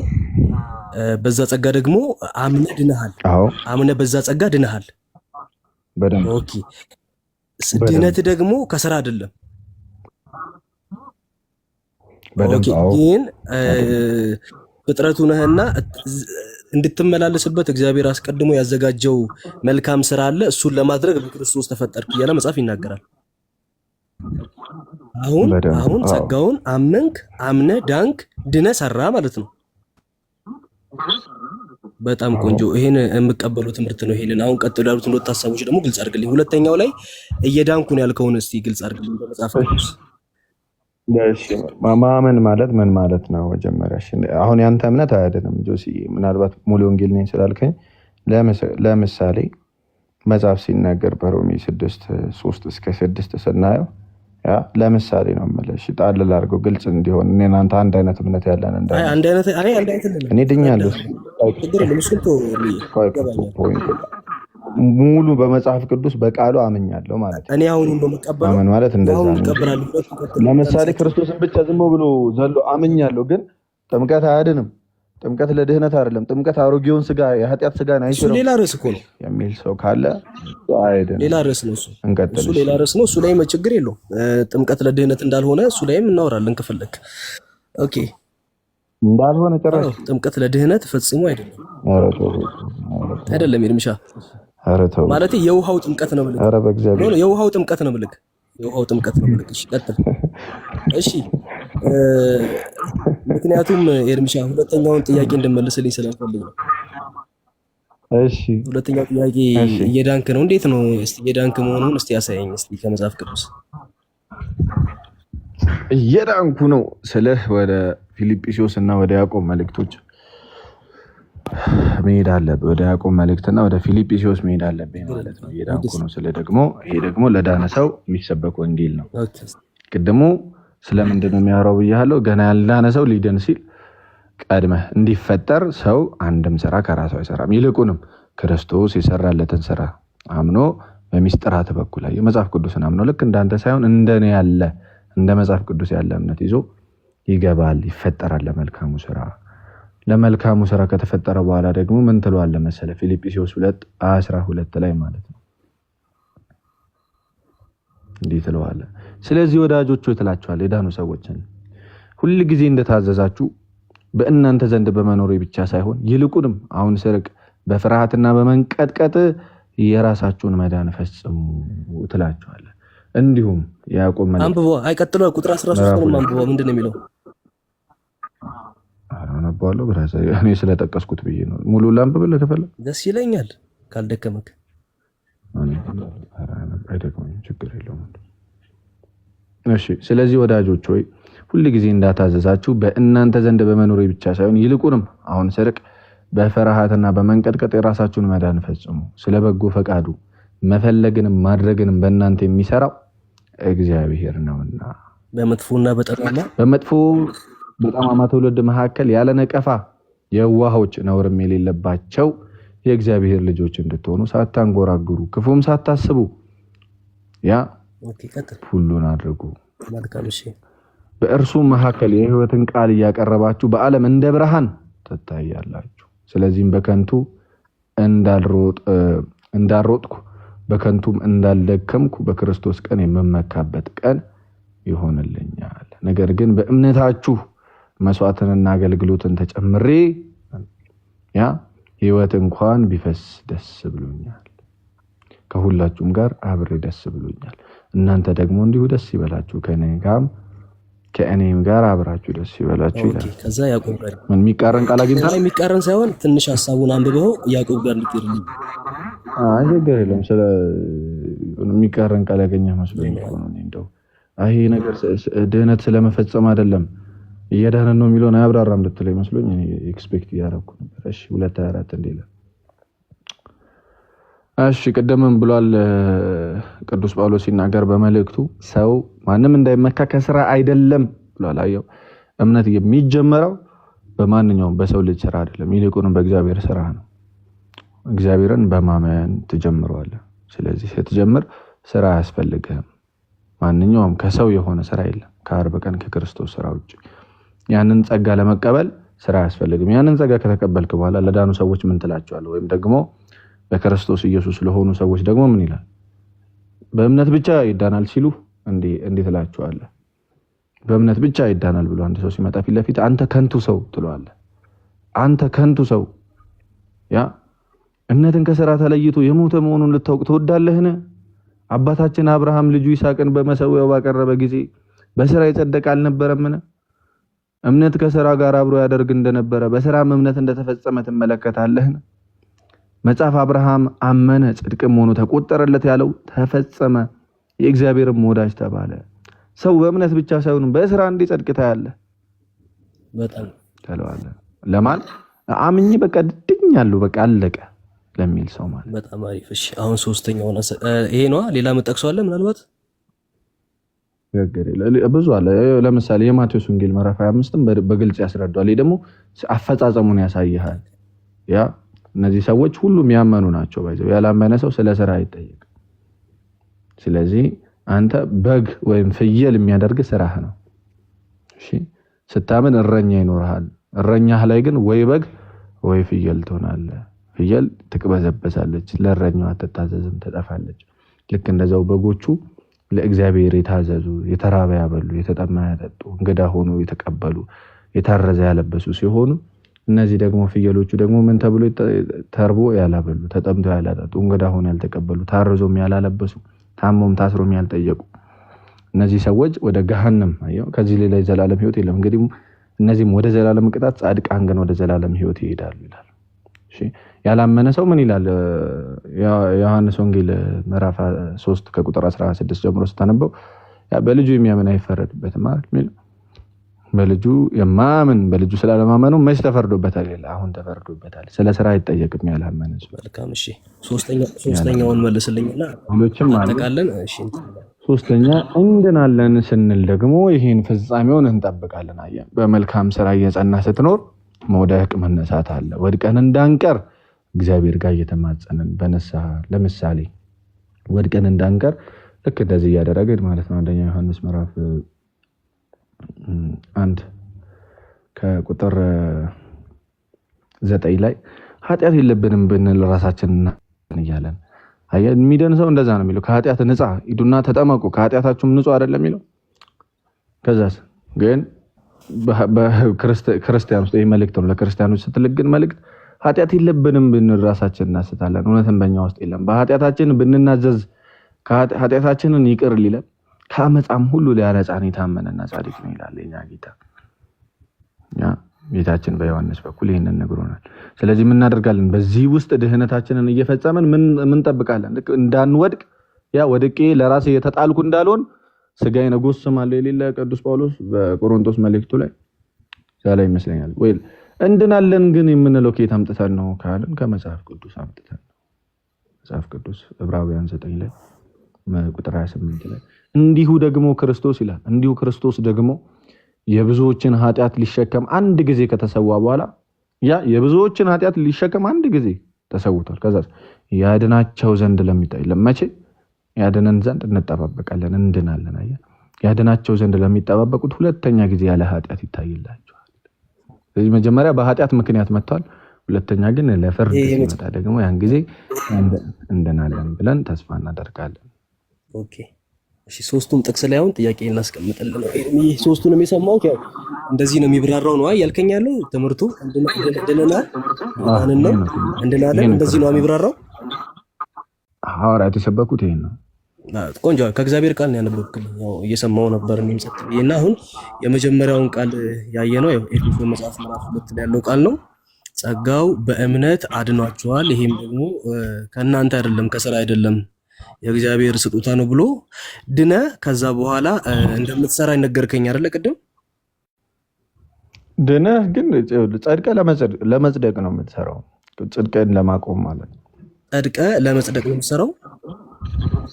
ጸድቀህ ለመጽደቅ ነው የምትሰራው። ጽድቅ አንድ ጊዜ የሚደረግ ስላልሆነ ሁልጊዜ እድሜ ልክህን በህይወት እንደዛ ነው የሚለው መጽሐፍ። ሰው በእምነት ብቻ ሳይሆን በስራ እንዲጸድቅ ታያላችሁ አይደል የሚለው? ወይስ ሰው ስለጸደቀ ከዛ በኋላ እንደዚህ ዝም ብሎ እንዳይደብረው ይሰራል ነው የሚለው? መልካም። አይ አሁን አንተ ጸድቀ ከዛ ለመጽደቅ ምን መሰራው? አይ ግልጽ አድርግልኝ። ችግር የለውም። ለመጽደቅ ነው መሰራው። ጸድቀ መጀመሪያ ጸደቅኩ ስለ ይሄኛውን ጽድቅ ለመልካሙ ስራ እንደ አዲስ ተፈጠርኩ ነው አላልኩም? የሚለያይ አይደለም። እሺ አሁን ኤፌሶን ምዕራፍ 2 ቁጥር 8 ላይ ያለው ጽድቅ ለዚህኛው ጽድቅ የሚያበቃህ ነው፣ ለዚህ ለስራው ጽድቅ። ያለበለዛ በመልካም ስራ ልትጸና አይቻልም። ልክ እንደ ብሉይ ኪዳን ካህናት ልክ ከእግዚአብሔር ጋር በሆንክ ማግስት ዞር እያልክ ሰካራም፣ ዞር እያልክ ኃጢአተኛ፣ ዞር እያልክ ዝሙተኛ፣ ይሄን መልካሙን ስራ ለማድረግ እግዚአብሔርን ለመምሰል አያስችልም። ለመጽደቅ ነው የሚሰራው። ልክ ነው። እኔም ሳላስረዝም ላሳጥርልህ ነውና አንተም እንደዛ እንድታደርግልኝ ነውና ለመጽደቅ ስትል አሁን እዚህ ጋር ትንሽ ግልጽ አልሆነልኝም። የጸደቅክበትን መንገድ ለማጽናት ነው፣ በበጎ ስራ ለመጽናት ነው የምትቀጥለው ወይንስ ጸድቀሃል እንደገና የራስንም ጽድቅ ልታቆም ነው? ለስራ ለመጽደቅ የራስ ጽድቅ የተሰጠኝ ጸጋ አለን። ስንት ጽድቅ አይደል? አንድ ጽድቅ ነው። ያ ጽድቅ ግን የሚጀመር ብቻ ሳይሆን ያ ጽድቅ በክርስቶስ የማገኘው እኔ ደግሞ ኤክሰርሳይዝ የማደርገው የሚተገብረው ነው። ጸጋ ኃይል ነው ብያለሁ እኮ ቅድም ቲቶ 2:11 ስታነብ ያ አምነን የምንቀበለው ጸጋ ኃይል ነው። ምንም ያደርግ ነው እግዚአብሔርን እንድንመስል፣ እግዚአብሔርን በመምሰል ራሳችንን በመግዛት በጽድቅ እንድንኖር የሚያስችለን ኃይል ነው። ያንን ኃይል ተቀብዬ እሰራለሁ እያልኩ ያ ስራ ደግሞ ለጽድቅ የሚሆን ስራ ነው። ለጽድቅ የሚሆን ስራ የሚሆን ቀድመ አምነህ ከሆነ ነው። አየህ፣ በዛ ጸጋ ላይ የምትሰራ ከሆነ ነው። ያ ጸጋ ከሌለ ግን በራስህ ሰርተህ አታመጣውም። በራስህ ጽድቅን ለማቆም ከመኳርክ ትሞታለህ፣ ልክ እንደ እስራኤላውያን። እሺ፣ ስለዚህ አሁን እንዴት አረጊሽ? ይኸውልህ አልተግባባንም። ምን መሰለህ እኔ የጠየኩት ጥያቄ የሚያጸድቅ እግዚአብሔር ነው ይላል መጽሐፍ ሲናገር። ለምሳሌ አይደል እርሚ ኦብቪየስሊ የሚያጸድቅ እግዚአብሔር ነው ይላል። በደንብ የሚኮንንም እግዚአብሔር ነው ይላል። የሚያጸድቅ እግዚአብሔር ነው፣ የሚኮንንም እግዚአብሔር ነው። ስለዚህ ጽድቅ ከማን ዘንድ ነው? ጸጋና ጽድቅ ከእግዚአብሔር ዘንድ ነው አይደለ? ጸጋና ጽድቅ ኩነኔ ከማን ዘንድ ነው? ስለዚህ ጸጋና ጽድቅም ከእግዚአብሔር ዘንድ ነው።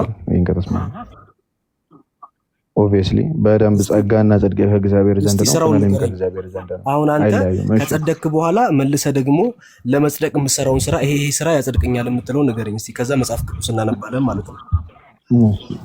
በጥቅስ አስደግፎ ወይ እሺ፣ በጽድቅ በእንትን ላስደግፍልህ።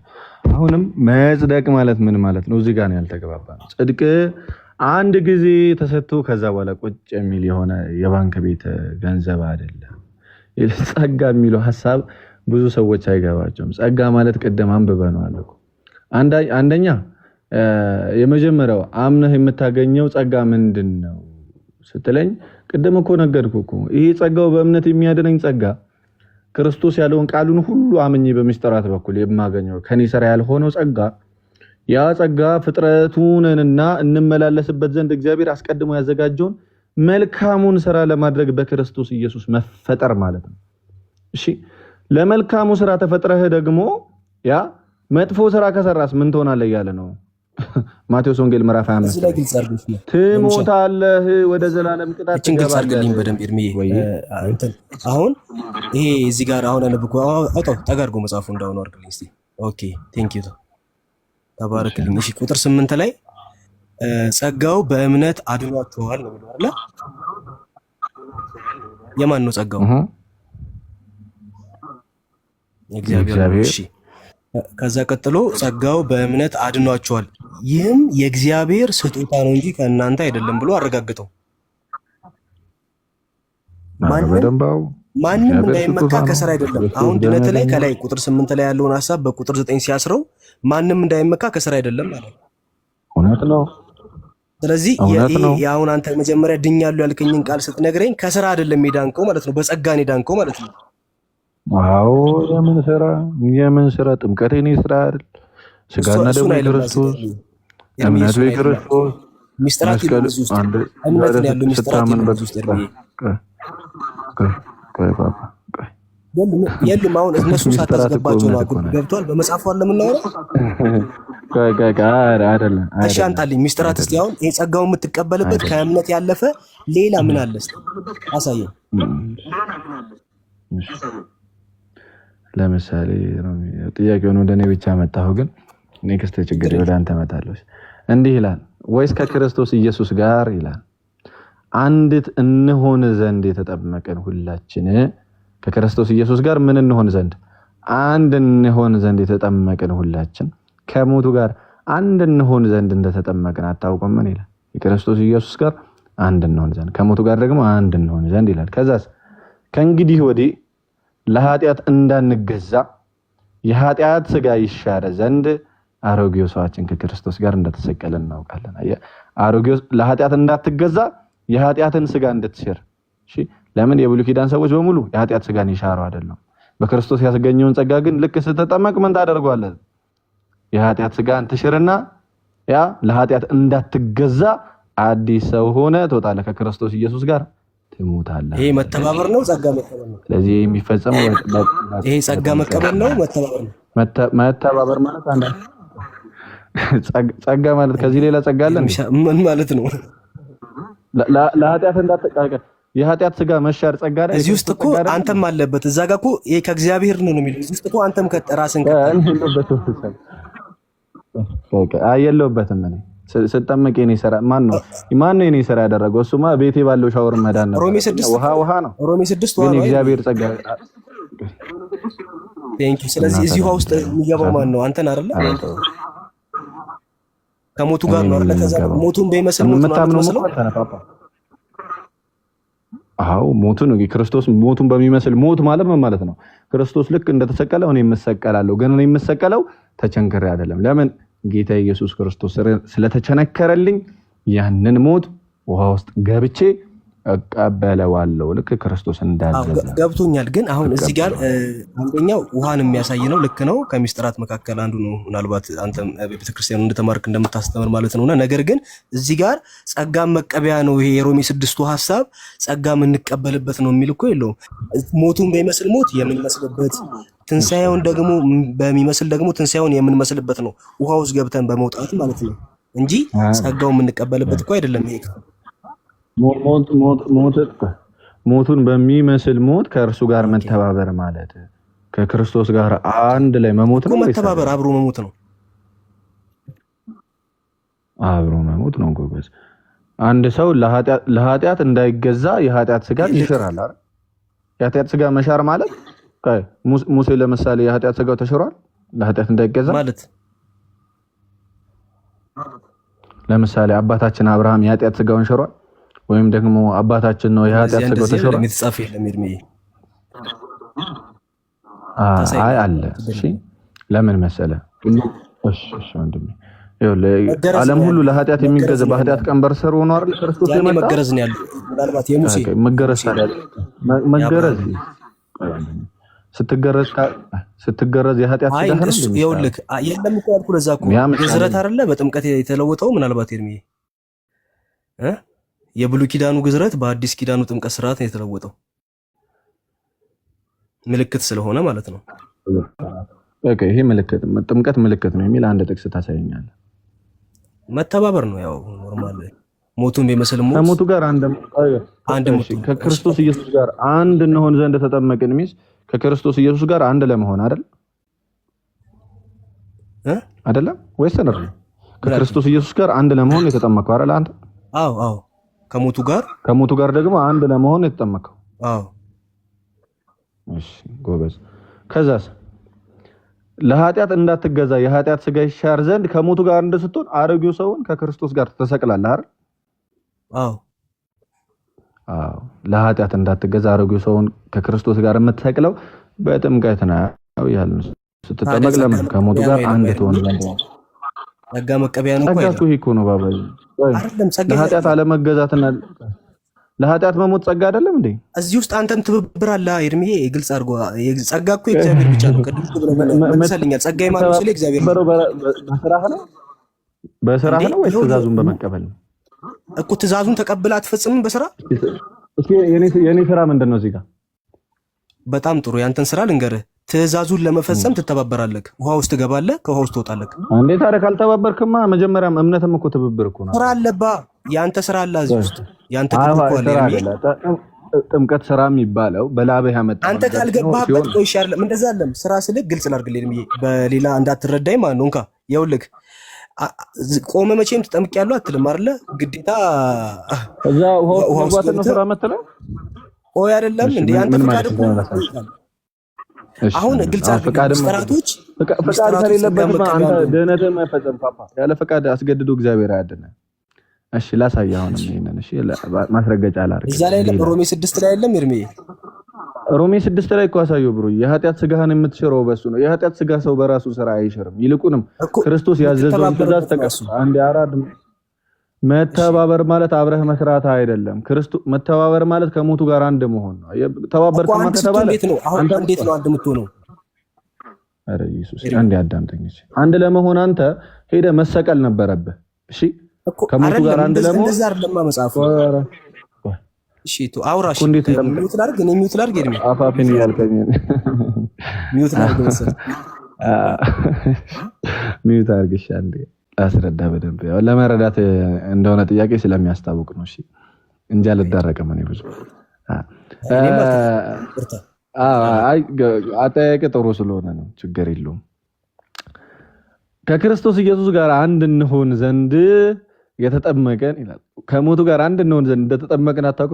ከሞቱ ጋር አንድ ለመሆን ብንሰቀል ከኛ ስራ ይሆናል። አይ ከሞቱ ጋር አንድ ለመሆን አብረን መሰቀል ነበረብን። ስራ የሚባለው ይሄ እኮ ለኛ ኦሬዲ ሞት ተፈርዶብናል እኮ እኛ በአዳም። ስለዚህ ነፃ ስጦታችንን እየተቀበልን ነው። ውሃ ውስጥ ገብተህ ተቀበል ሚንስ ውሃ ውስጥ መግባት ስራ ነው አልከኝ። ውሃ ውስጥ መግባት ስራ ነው የሚል ካለ ታሳየኛለህ። እሺ ይሄ ግን በክርስቶስ ኢየሱስ የተሰጠን ጸጋ ነው ጥምቀት። ያንን ጸጋ ምን እናደርጋለን? እንቀበልና ለኃጢአት እንዳንገዛ የኃጢአት ስጋችንን እንሽራለን። ለምን እንሞታለን ከክርስቶስ ጋር። ክርስቶስ በመስቀል ሞተ፣ እኛ ደግሞ ውሃ ውስጥ ስንገባ ያንን ሞት እንቀበላለን። ይሄ ስራ ደግሞ የኛ እንዳልሆነ ላሳየህ ነው። እሺ ይሄ ስራ የኛ እንዳልሆነ የክርስቶስ እንደሆነ ቃል በቃል እዚህ ጋር እንዲህ ይላል። ጥቂቶች ማለትም 8 ነፍስ የዳኑበት መርከብ ሲዘጋጅ የእግዚአብሔር ትእዛዝ በኖህ ዘመን በቆየ ጊዜ አስቀድሞ አልታዘዙም።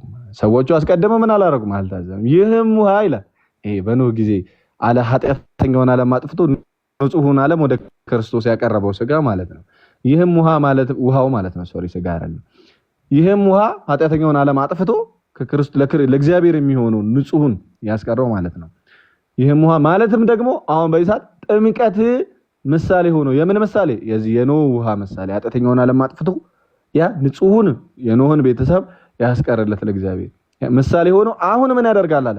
አሁን ያድናል። አሁን ምን ያደርጋል? ያድናል። የሰውነት እድፍ ማስወገድ አይደለም። የሰውነትን እድፍ ለማስወገድ አይደለም። ለሱማ ቤት ትታጠብ ነበር። እግዚአብሔር የበጎ ህሊና ለመና አይቷል። የኃጢአት ስጋት ስትሲር ምን ታደርጋለህ? በጎ ህሊና ይኑራል። እሱን ለመቀበል ነው። ይህም በምንድን ነው አለ? በኢየሱስ ክርስቶስ ትንሣኤ ነው።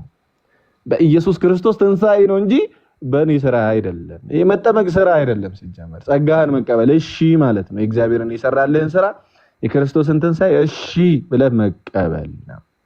አንተ ደግሞ ያልተባበርክበት ድህነት የለም። ባይዘው ስታምንም በአእምሮ ትተባበራለህ ከክርስቶስ ጋር። ያለበለዚያ ከክርስቶስ ጋር አልተባበርም እያልክ መዳን ከየት ይመጣል? መተባበር ሲባል እንደዛ ብያለሁ እንዴ? እኔ እኮ እንደዛ አላልኩም። አንድ በል መተባበር የምትለው ምን አራት እኔ እሱን ላሳየህ። ለምሳሌ አንተ ልጠይቅና ራስ መልሰው፣ ምክንያቱም ግልጽ ስለምታደርግልኝ ከዚህ በላይ ስትጠመቅ ለምሳሌ በቤተ ክርስቲያን ምን ነበር ካንተ የሚጠበቀው? ወይም ደግሞ አንተ ለመጠመቅ ምን ነበር ያደረከው? ምንም የለም። ምንም ያደረኩት ነገር የለም። ማመን ብቻ ነው። በጣም ጥሩ። አምነ ስትጠመቅ የመንፈስ ቅዱስ ጥምቀት ነው የውሃውን ጥምቀት ነው እያወራኛሉ? እድሜ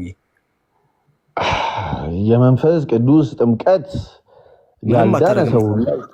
ያልዳነ ሰው ሁላ ያልተጠመቀ ሰው ሁላ ሊያገኘው በማንኛውም ሰዓት ሊያገኘው ይችላል። እግዚአብሔር ሊሰጠው ይችላል እንደወደደ። ላሳየሱ ገና ወንጌል ለመስማት ስትጀምር መንፈስ ቅዱስ ሊመጣ ይችላል። ገና ሲጀምሩ ቃሉን ማለት። ኦኬ። ስለዚህ ባልዳነ ሰው መንፈስ ቅዱስ ይገባል ነው የምትለኝ? አዎ። ያልዳነ ሰው መንፈስ ቅዱስ ተቀምጧል መጽሐፍ ቅዱሳችን ላይ? ልቡ የተከፈተ ነው ወይስ ያልዳነ ሰው ነው መንፈስ ቅዱስ? ገና ወንጌልን ለመስማት ለመናገር ቅዱስ ጴጥሮስ በጀመረ ሰዓት መንፈስ ቅዱስ ወርዶ በሰዎች ላይ ይሞላል እና ቃሉን ይቀበላሉ ከዛ በኋላ። ኦኬ። ስለዚህ ያ የመንፈስ ቅዱስ ጥምቀት ይባላል አይደል? አለ። መንፈስ ቅዱስ ተጠመቅም እንጂ መንፈስ ቅዱስ በአንተ ወረደ መጣ ማለት ነው። አዎ፣ ሐዋርያት ሥራ ላይ ሐዋርያት ሥራ ተጠምቀዋል፣ በመንፈስ ተጠምቀዋል። ስለዚህ ሰዎቹ ድነዋል። መንፈስ ቅዱስ አገኛቸው ማለት ድነዋል እንጂ መንፈስ ቅዱስ ያዳነ አይ ቆይ ድነዋል ለማለት አንድ ሰው ቃሉን ሰምቶ ማመን አለበት አይደል? አሁን በጣም አሰፋ ነው ግን ኢሹን አንተ ነህ እየሄድክ ያለው ባባዬ። መጽሐፍ ቅዱስ እንመለሳለን። አይቀጥልና እንመለሳለን። ለፈረስና ትምህርት ሳይለ ድነዋል ለማለት አንድ ሰው ቃሉን ሰምቶ ማመን አለበት አይደል? አትሊስት እንዳንተ ራሱ ሐሳብ ይሄድልኝ። አሁን እስቲ ሰዎቹ ላይ ሐዋርያት ሥራ ምዕራፍ 10 እና ሰዎቹ ግን ገና ለመናገር በጀመረ ሰዓት መንፈስ ቅዱስን ይቀበላል። ያ መንፈስ ቅዱስ ደግሞ ኃይል ነው። እሺ፣ መንፈስ ቅዱስ በዚህ ሰዓት ይወርዳል፣ በዚህ ሰዓት ይወርዳል። ማንም እንደዛ ሊያደርጉ አይችልም። መንፈስ ቅዱስ ይመጣል፣ እንድትቀበል ያደርጋል። ኃይል ነው መንፈስ ቅዱስ። ከዛስ ስትጠመቅ ግን የውሃ ጥምቀት ለምንድን ነው? ለድህነት ነው። ይህም ደግሞ መጽሐፍ ቅዱስ ራሱ ይናገራል። ባይዘው ቃል በቃል የሚናገረውን ነገር እንደዚህ አይደለም ማለት ክርስቶስን ካለማመን የሚመጣ ነው፣ ወይም ደግሞ ያላመኑ ሰዎችን ለመከተል ከሚደረግ ጥረት ነው እንጂ ቃል በቃል መጽሐፍ ቅዱስ ይህም ውሃ ማለትም ጥምቀት ምሳሌ ሆኖ አሁን ያድናል፣ የኖህ ውሃ ምሳሌ ሆኖ አሁን ያድናል እያለ ከላይ ስለ ኖህ ነገሩ ማለት አያድንም ማለት ቃል በቃል የእግዚአብሔርን ቃል ነው መታገል እኮ ነው። እና ወይል ግን ወደ ስራው እንምጣና ብራዘር ግን አንድ ሰው አምኖ ካልሰራ ይድናል ብለህ ታምናለህ? ቅድሙን አጨርስልኝም የጀመርካቸውን በጥቅሶች አብራርተልኝ ነበር። ችግር ልጨርሰልህ። የፈለግከውን ጠይቅ። ሚስጥራትን ሚስጥራት ጸጋ መቀበያ ናቸው ብላኝ ነበር ግን ምንም አላየሁም። ኤርምዬ ማለቴ በእምነት እኔ አሁን ቅድም እዛ ጋር ያነበብኩ ቃል ስላልን የጠየኩ ስማኝና ልስጥክ። ቆይ ወንድሜ ቆይ ግልጽ ላድርግልህ። ምንም አላየሁም ስላልከኝ እንዳሳየው ላሳይ። ጸጋውን በእምነት ነው የምትቀበለው። ኤፌሶን 2:8 ላይ ከክርስቶስ ኢየሱስ ጋር አንድ ትሆናለህ በጥምቀት በእምነት ሚንስ ምንድነው መታምነው ነው መታምነው። አሁን ያንተ እምነት አይደለም የመስቀሉ ስራ ነው። ስታምን ጥምቀት እንደሚያድን ጭምር ብቻ እስኪ ያሳይ። እንደዛ ነው። ጸጋ ምንድነው? ስጦታ ነው አይደል? ኤርሚ ጸጋ ስጦታ ነው። ስጦታ መቀበል አለበት የለበትም? የምትቀበለው በእምነት ነው እንጂ በሚስጥራት ምናምን ያልከኝን አሳየኝ። በየትኛው ሚስጥራት አትቀበልም ጸጋን? በሚስጥራት አሳዩ። እሺ እሺ፣ ቴንክ ዩ ላሳይ። አሁንም እባክህ ፕሊስ በደንብ አዳምጠኝ። እሺ የሰማው ነው፣ ችግር የለም ኤርሚ። እሺ ጸጋ ማለት ምን ማለት ነው? ስጦታ ነው። በጎ ህሊና የሚሰጠው ነገር ነው። ምንድን ነው? በጎ ህሊና የሚሰጠው ወይስ የማይሰጠው? በጎ ህሊና የሚሰጠው ወይስ እግዚአብሔር ነው ጸጋ ነው የሚሰጠው? እኔ ምን ሰይጣን ነው የሚሰጠው አላልኩም። ኧረ ወንድሜ ተው። በጎ ህሊና ስልክ የሰው አይደለም። ጸጋ እግዚአብሔር ነው ልፈልግ ነው። ጸጋ የሰው ሳይሆን እግዚአብሔር ነው። ጸጋ እግዚአብሔር ነው። ግን ጸጋ ማለት ነው ዝም ብሎ የሆነ አካል ነው እንዴ? ዝም ብሎ መጥቶ የሚቆም ስጦታ ነው። የመስቀል ላይ ስራ ውጤት ነው። በጣም ጥሩ። በጣም ውጤቱ ምንድነው የሚያደርገው? የመስቀል ላይ ስራ ውጤት የክርስቶስ የሰራው የጨረሰው ስራ እሱ ጸጋ ይባላል ወይንም ስጦታ ይባላል። እሺ እሱ ጸጋ ኃጢአትንና ዓለማዊ ምኞትን እንድትክድ የሚያደርግ ኃይል የሚሰጥ ነው አይደለም? ኃይልን በደንብ ይሰጣል። ቴንክ ዩ። ጸጋ ማለት ኃጢአትና ዓለማዊ ምኞትን የሚያስክድ ሁሉን ነገር የተባረከውን ተስፋችን እሱ የታላቃችን የአምላካችንና የመድኃኒታችን ኢየሱስ ክርስቶስን ክብር መገለጥ እየጠበቅክ ደግሞ ራስን በመግዛት በጽድቅ እግዚአብሔርን በመምሰል በአሁኑ ዘመን እንድትኖር ያስተምራል ጸጋው አይደል? በጽድቅ ለመኖር የኃጢአት ስጋ መሻር አለብህ የለብህም እንዴ? ትክዳለህ ይላል እኮ በጸጋው ሲጀመር ስክደው አይደል እንደሚሽረው በጸጋው እንዴ? የኃጢአት ስጋ መሻር አለብህ የለብህም ነው ጥያቄ። ራስን በመግዛት በጽድቅ እግዚአብሔርን በመምሰል እንድትኖር ከክርስቶስ ኢየሱስ ጋር አንድ መሆን እንዲሁም ደግሞ የኃጢአት ስጋን መሻር የለብህም አለብህ። ለኃጢአት እየተገዛ ይቻላል እንዴ? እንዴ ኖ ለኃጢአት እየተገዛ እግዚአብሔርን መምሰል ይቻላል? አይቻልም፣ በፍጹም። ስለዚህ ለኃጢአት እንዳንገዛ ምን እናደርጋለን ይላል? አሮጌ ሰዋችን ከክርስቶስ ጋር ተሰቅሏል ይላል። አዎ እሺ፣ ከክርስቶስ ኢየሱስ ጋር ከሞቱ ጋር አንድ የሆነው በምንድን ነው ይላል? ሮሜ 6:3 አንድ የሆነው በጥምቀት ነው ይላል። ስለዚህ በጥምቀት አንድ ከሞቱ ጋር አንድ የሆነው በምንድን ነው ይላል? በጥምቀት ነው። እሱ ነው በውሃው ጥምቀት። እሺ በጥምቀት የኃጢአት ስጋን እንሸራለን አይልም? በደንብ ይላል መጽሐፉ። እሺ የኃጢአት ስጋን ሳትሽር ራስን በመግዛት በጽድቅ እግዚአብሔርንም በመምሰል ጸጋን ግን እንቀበልበታለን አይልም? በጥምቀት ግን ጸጋን እንቀበላለን አይልም? በውሃው ጥምቀት እሱን አሳየኛ እኮ እሱን ላሳየህ እኮ ነው። ኧረ ብራዘር ኦኬ እሺ ቀጥል። እሺ አንተን ረጅም ሰዓት የሰማሁት እኔ አይታዘብም። ችግር የለውም እየጠየቅህ ስለሆነ እኮ ነው። እኔ ደግሞ ስጠይቅህ እሰማሃለሁ። ችግር የለውም እየሰማኸኝ ያለው እየጠየቅህ ስለሆነ ነው። ሰው ራሱን በመግዛት በጽድቅ እግዚአብሔርን በመምሰል በዚህ ዘመን ይኖራል ወይ የኃጢአት ስጋውን ሳይሸር አልኩ። እየጠየቀኝ ነው። ምንድን ነው ያልከኝ? ሰው ራሱን በመግዛት በጽድቅ እግዚአብሔርን በመምሰል መኖር ይችላል ወይ የኃጢአት ስጋውን ሳይሽር? እንዴ አይችልም። በጸጋው ከሆነ ይችላል። በጸጋው ኃጢአትን ይክዳል፣ ዓለመምኞትን ይክዳል። ጸጋ ማለት እኮ ነው። ይሄ እኮ ጸጋ እኮ ይሄ ነው እኮ። አባይ ሌላ ጸጋ አለ እንዴ? እንዴ ምንድነው ያልከኝ? ይሄ ጸጋው የሚሰጥ አቅም እኮ ነው። የሰው ስም እኮ አይደለም። እሺ እንካ አንዴ እኔን ደግሞ ሰማኝ። አንዴ እኔን ሰማኝ። ቆንጆ ነው። እሺ አሪፍ ነውና ቁጥር 11 ምንድነው የሚለው? እስኪ አንተ እያነበብክልኝ ብናገር ደስ ይለኛል። ቁጥር 11 ምንድነው የሚለው? ሰዎችን ሁሉ የሚያድን የእግዚአብሔር ጸጋ ተገልጧል ይላል። ሰዎችን ሁሉ የሚያድን የእግዚአብሔር ጸጋ ተገልጧል። ሰዎችን የሚያድን ነው ይሄ ጸጋ ተገልጧልና። እሺ ቆይ አንድ ጊዜ እሺ፣ እኔ ልጨርስና ከዛ ቀጥል አንተ።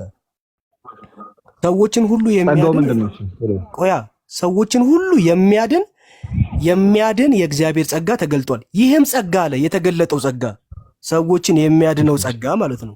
ይሄም ጸጋ አለ የሚያድነው ጸጋ ምን ያደርጋል ለሚለው ቀጥሎ ማብራሪያ ይሰጣል። እንዴት ነው የሚሰጠው ካልክ ይሄ ሰዎችን የሚያድነው የተገለጠው ጸጋ የእግዚአብሔር የሆነው ጸጋ ኃጢአተኝነትን ያስክዳል፣ ዓለማዊ ምኞትን ያስክዳል፣ የተባረከውን ተስፋችንን ክርስቶስ ኢየሱስን እንድንጠብቅ ያደርገናል። የክብሩን መገለጥ ማለት ነው። ራሳችንን በመግዛት በጽድቅ እግዚአብሔርን በመምሰል በአሁኑ ዘመን በዚህ ዘመን ማለት ነው እንድንኖር ያስተምረናል። የትኛው ጸጋ? ያ ሰዎችን የሚያድነው ጸጋ የእግዚአብሔር የሆነው ጸጋ። ይሄን ጸጋ ከእምነት ውጪ ሌላ በሚስጥራት በምንድን ነው የምንቀበለው ነው ጥያቄ እኮ ኤርሚ። በጥምቀት ብዬ ምሳሌ አሳየኛ ጥምቀት እስቲ አሁን ጸጋውን በእምነት በኤፌሶን መጽሐፍ ምዕራፍ እምነት ሲባል አይቀል ብሮ የእምነት ሲባል ፓስተር እንዳስተማረው ማመን ሳይሆን መጽሐፍ ቅዱስ እንዳስተማረው ማመን። ይሄ እኮ ነው ልዩነቱ። መጽሐፉን ያወራሁት እኔ መጽሐፍ እኮ እየነገርኩህ ነው። እምነት ሲባል ሮሜ 6:3 አታምንም እንዴ? ኤርሚ አምናለሁ፣ በደንብ ነው ማምነው። ግን ይኸውልህ ኤፌሶን እምነት ሲባል ይቀላቀላል አይቀላቀልም? የኃጢአት ስጋህን በጥምቀት እንደምትሽር እየነገረ ይሄ የኃጢአት ስጋህን በራስ መሻር ትችላለህ እንዴ? በራስ ስራ እኮ ይሄ እኮ የጥምቀት ስርዓቱን ነው የሚነግርህ እንጂ ጸጋ መቀበያውን አይደለም እኮ። ጥምቀት ጸጋ ነው ነው በለኝና የኃጢአት ስጋን መሻር ከኛ ነው። የኃጢአት ስጋን መሻር ችግር የለም። የኃጢአት ስጋን መሻር የኃጢአት ስጋን መሻር ከኛ ነው ከእግዚአብሔር ነው እንዴ? ከእግዚአብሔር ነው እንጂ ከማን ነው? ጸጋ ይልማ የኃጢአት ስጋን ትሽራለህ። ጸጋ ነው ካንተ ያልተጻፈ ለምን ኤርሚ? ያልተጻፈም እኮ እዚህ ጋር የለም፣ አልተጻፈም እኮ ኤርሚ። ኧረ ተው። የኃጢአት ጸጋ ማለት ምን ማለት ነው? ጸጋ ምንድን ነው? ጸጋ ስጦታ ማለት ነው። ጸጋ ምንድን ነው? ስጦታ ማለት ነው። አንተ የኃጢአት ጸጋ ምንድን ነው? እሺ ቆይ እንዴ መልስና እንጂ ጸጋ ስጦታ ነፃ ስጦታ ማለት ምንድን ነው? ያ ጊፍት ምንድን ነው? ያ ጊፍት ምንድን ነው? ያ ስጦታው ከእግዚአብሔር የተሰጠ ለምሳሌ ይኸውልህ ጥምቀቱ፣ ይሄ ጥምቀት በክርስቶስ ትንሣኤ የሚሰራ ነው። ይሄ አዲስ ኪዳን ጥምቀት የዮሐንስ ጥምቀት አይደለም። እሺ የዮሐንስ ጥምቀት አይደለም።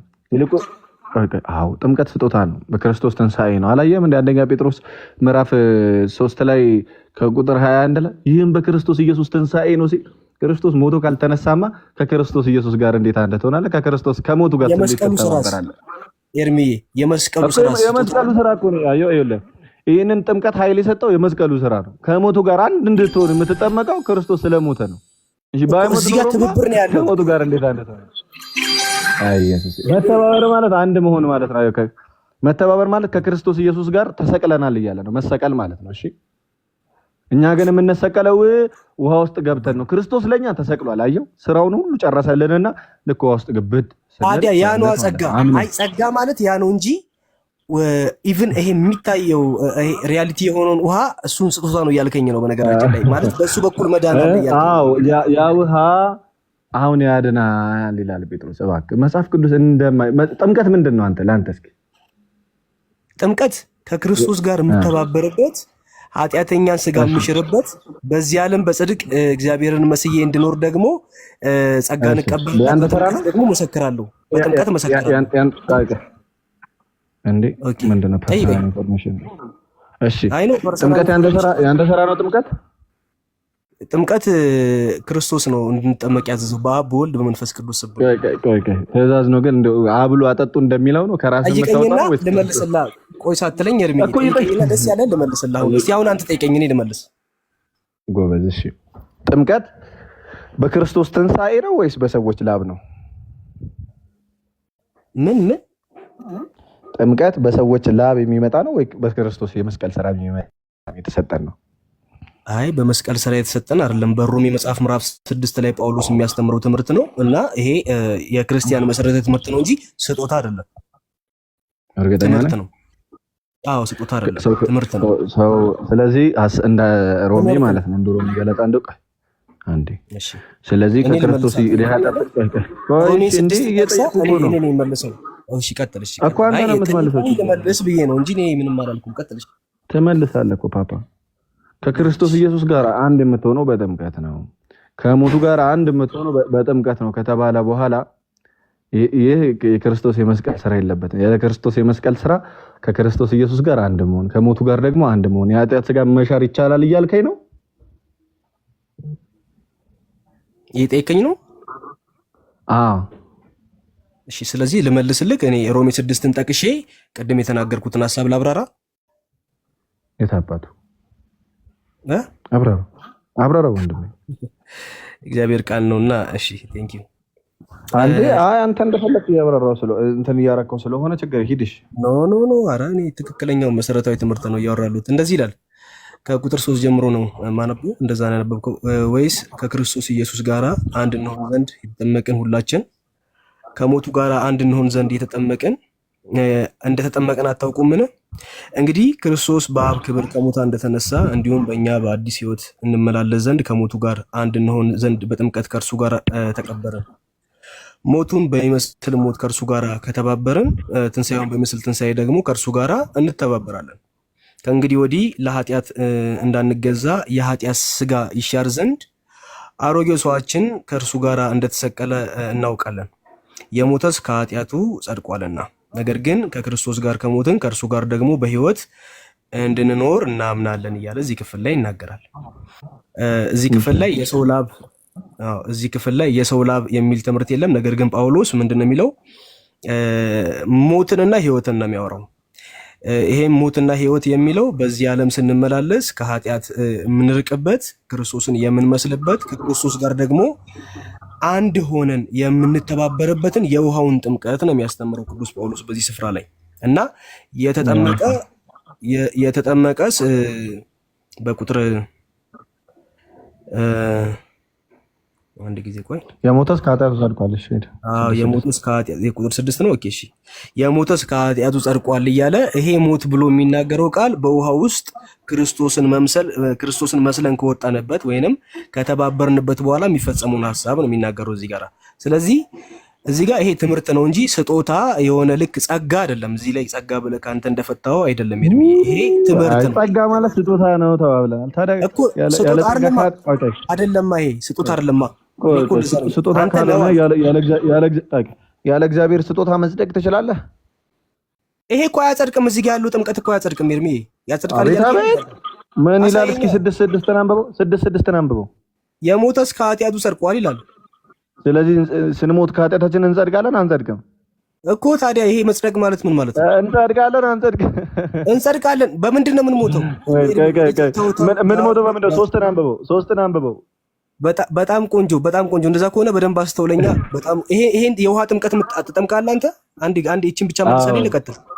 እሺ ይሄን የውሃ ጥምቀት ተሰጥቶ አምነህ ነው ኤርሚ አይደለም?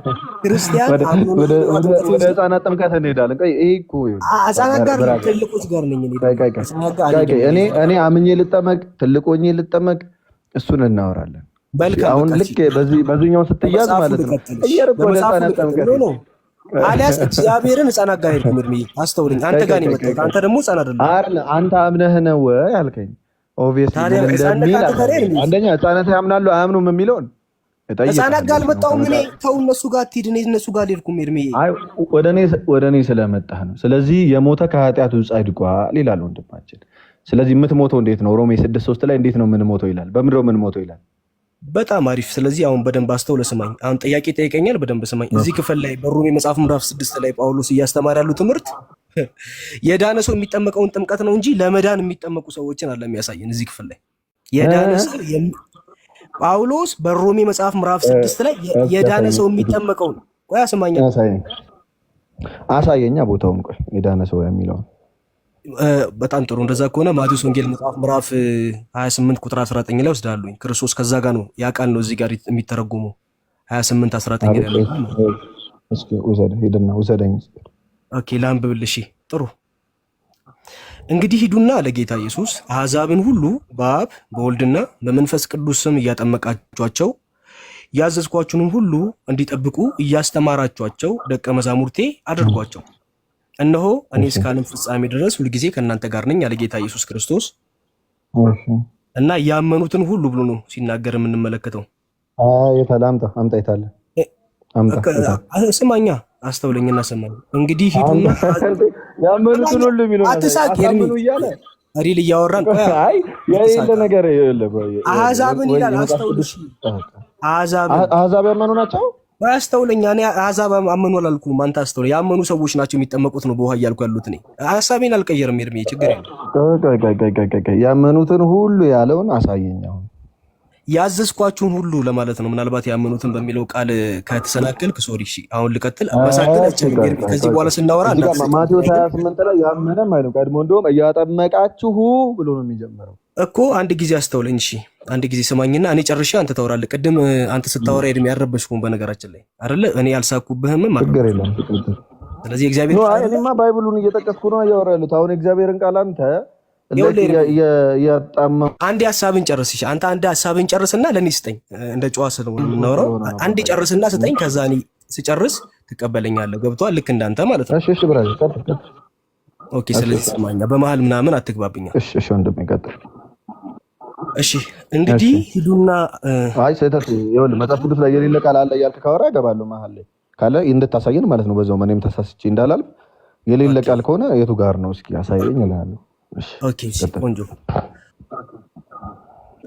እንግዲህ ሂዱና አሕዛብን ሁሉ በአብ በወልድ በመንፈስ ቅዱስም እያጠመቃችኋቸው ያዘዝኳችሁንም ሁሉ እንዲጠብቁ እያስተማራችኋቸው ደቀ መዛሙርቴ አድርጓቸው።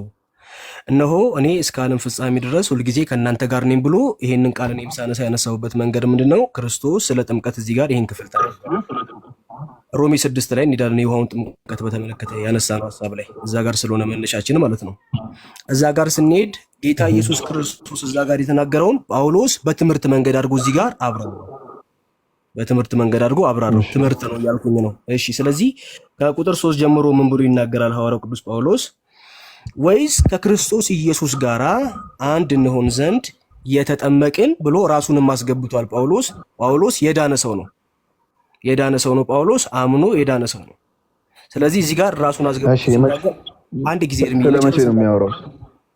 አንድ ጊዜ ጨርሼ ብገባ ይሻላል ማለቴ እስከ ቁጥር 6 አንብቤው ችግር የለም። ላስጨርሰሽ ችግር ሂድ ጨርስ እስኪ አንተ ያልከው ሀሳብ ካለ ኦኬ ጨርሰሽ ወንድም። ወይስ ከክርስቶስ ኢየሱስ ጋር አንድ እንሆን ዘንድ የተጠመቅን ሁላችን ከሞቱ ጋር አንድ እንሆን ዘንድ እንደተጠመቅን አታውቁምን? እንግዲህ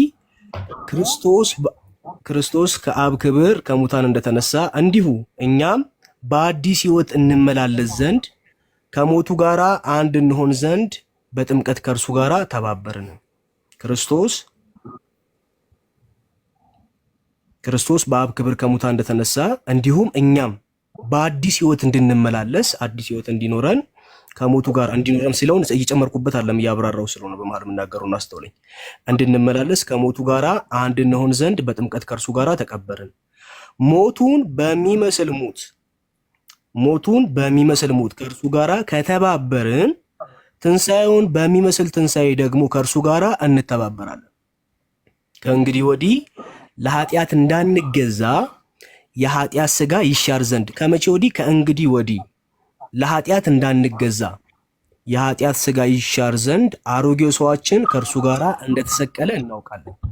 የሞተስ ከኃጢአቱ ጸድቋል። ነገር ግን ከክርስቶስ ጋር ከሞትን ከእርሱ ጋር ደግሞ በሕይወት እንድንኖር እናምናለን እያለ ጳውሎስ ይናገራል። ከዚህ በኋላ ክርስቶስ ከሙታን ከእርሱ ጋር ነገር ግን ከክርስቶስ ጋር ከሞትን ከእርሱ ጋር ደግሞ አንዴ ሞተናል። አዎ በጥምቀት ከዛ ከእርሱ ጋር ደግሞ በሕይወት እንድንኖር እናምናለን ጳውሎስ እያለ ይናገራል። እዚህ ክፍል ላይ ራሱም አለበት ጳውሎስ በሐሳቡ ስለ ሮሜ ሰዎች በሚናገረው ክፍል ውስጥ ምንድነው የሚናገረው? አሁን ትብብር ነው። ይሄም ትብብር ሞቱንና እንዲሁም ደግሞ ሕይወቱን ነው የምንካፈልበት። ክርስቶስ ሞቷል። አዎ ደግሞም ተነስቷል። ሞቱን እሰማለሁ። ኤርሚዬ እሰማለሁ።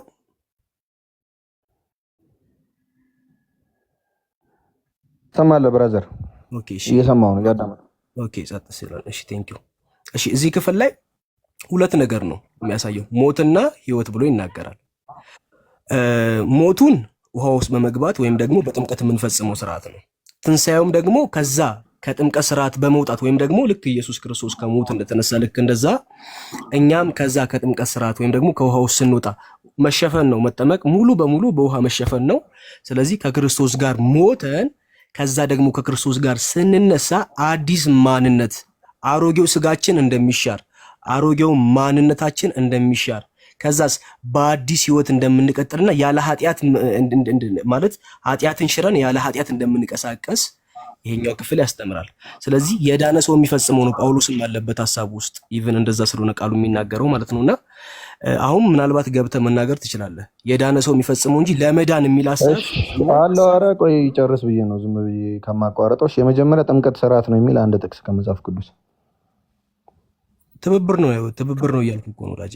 ስርዓት የሚለው አትበል ማለት ነው። አይለም መጽሐፍ ቅዱስ አይለም ማለት ነው። እሺ ቆይ እኔም ያልኩ ይሄንን ነው። ስለዚህ ይህ ከኢየሱስ ጋር መሞት ያጸድቃል አልከኝ አይደል?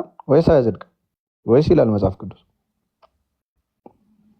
ከኢየሱስ ጋር መሞት ያጸድቃል? ልክ ነኝ? ሶሪ ስልክ ገብቶብኝ ነው። ይሰማል?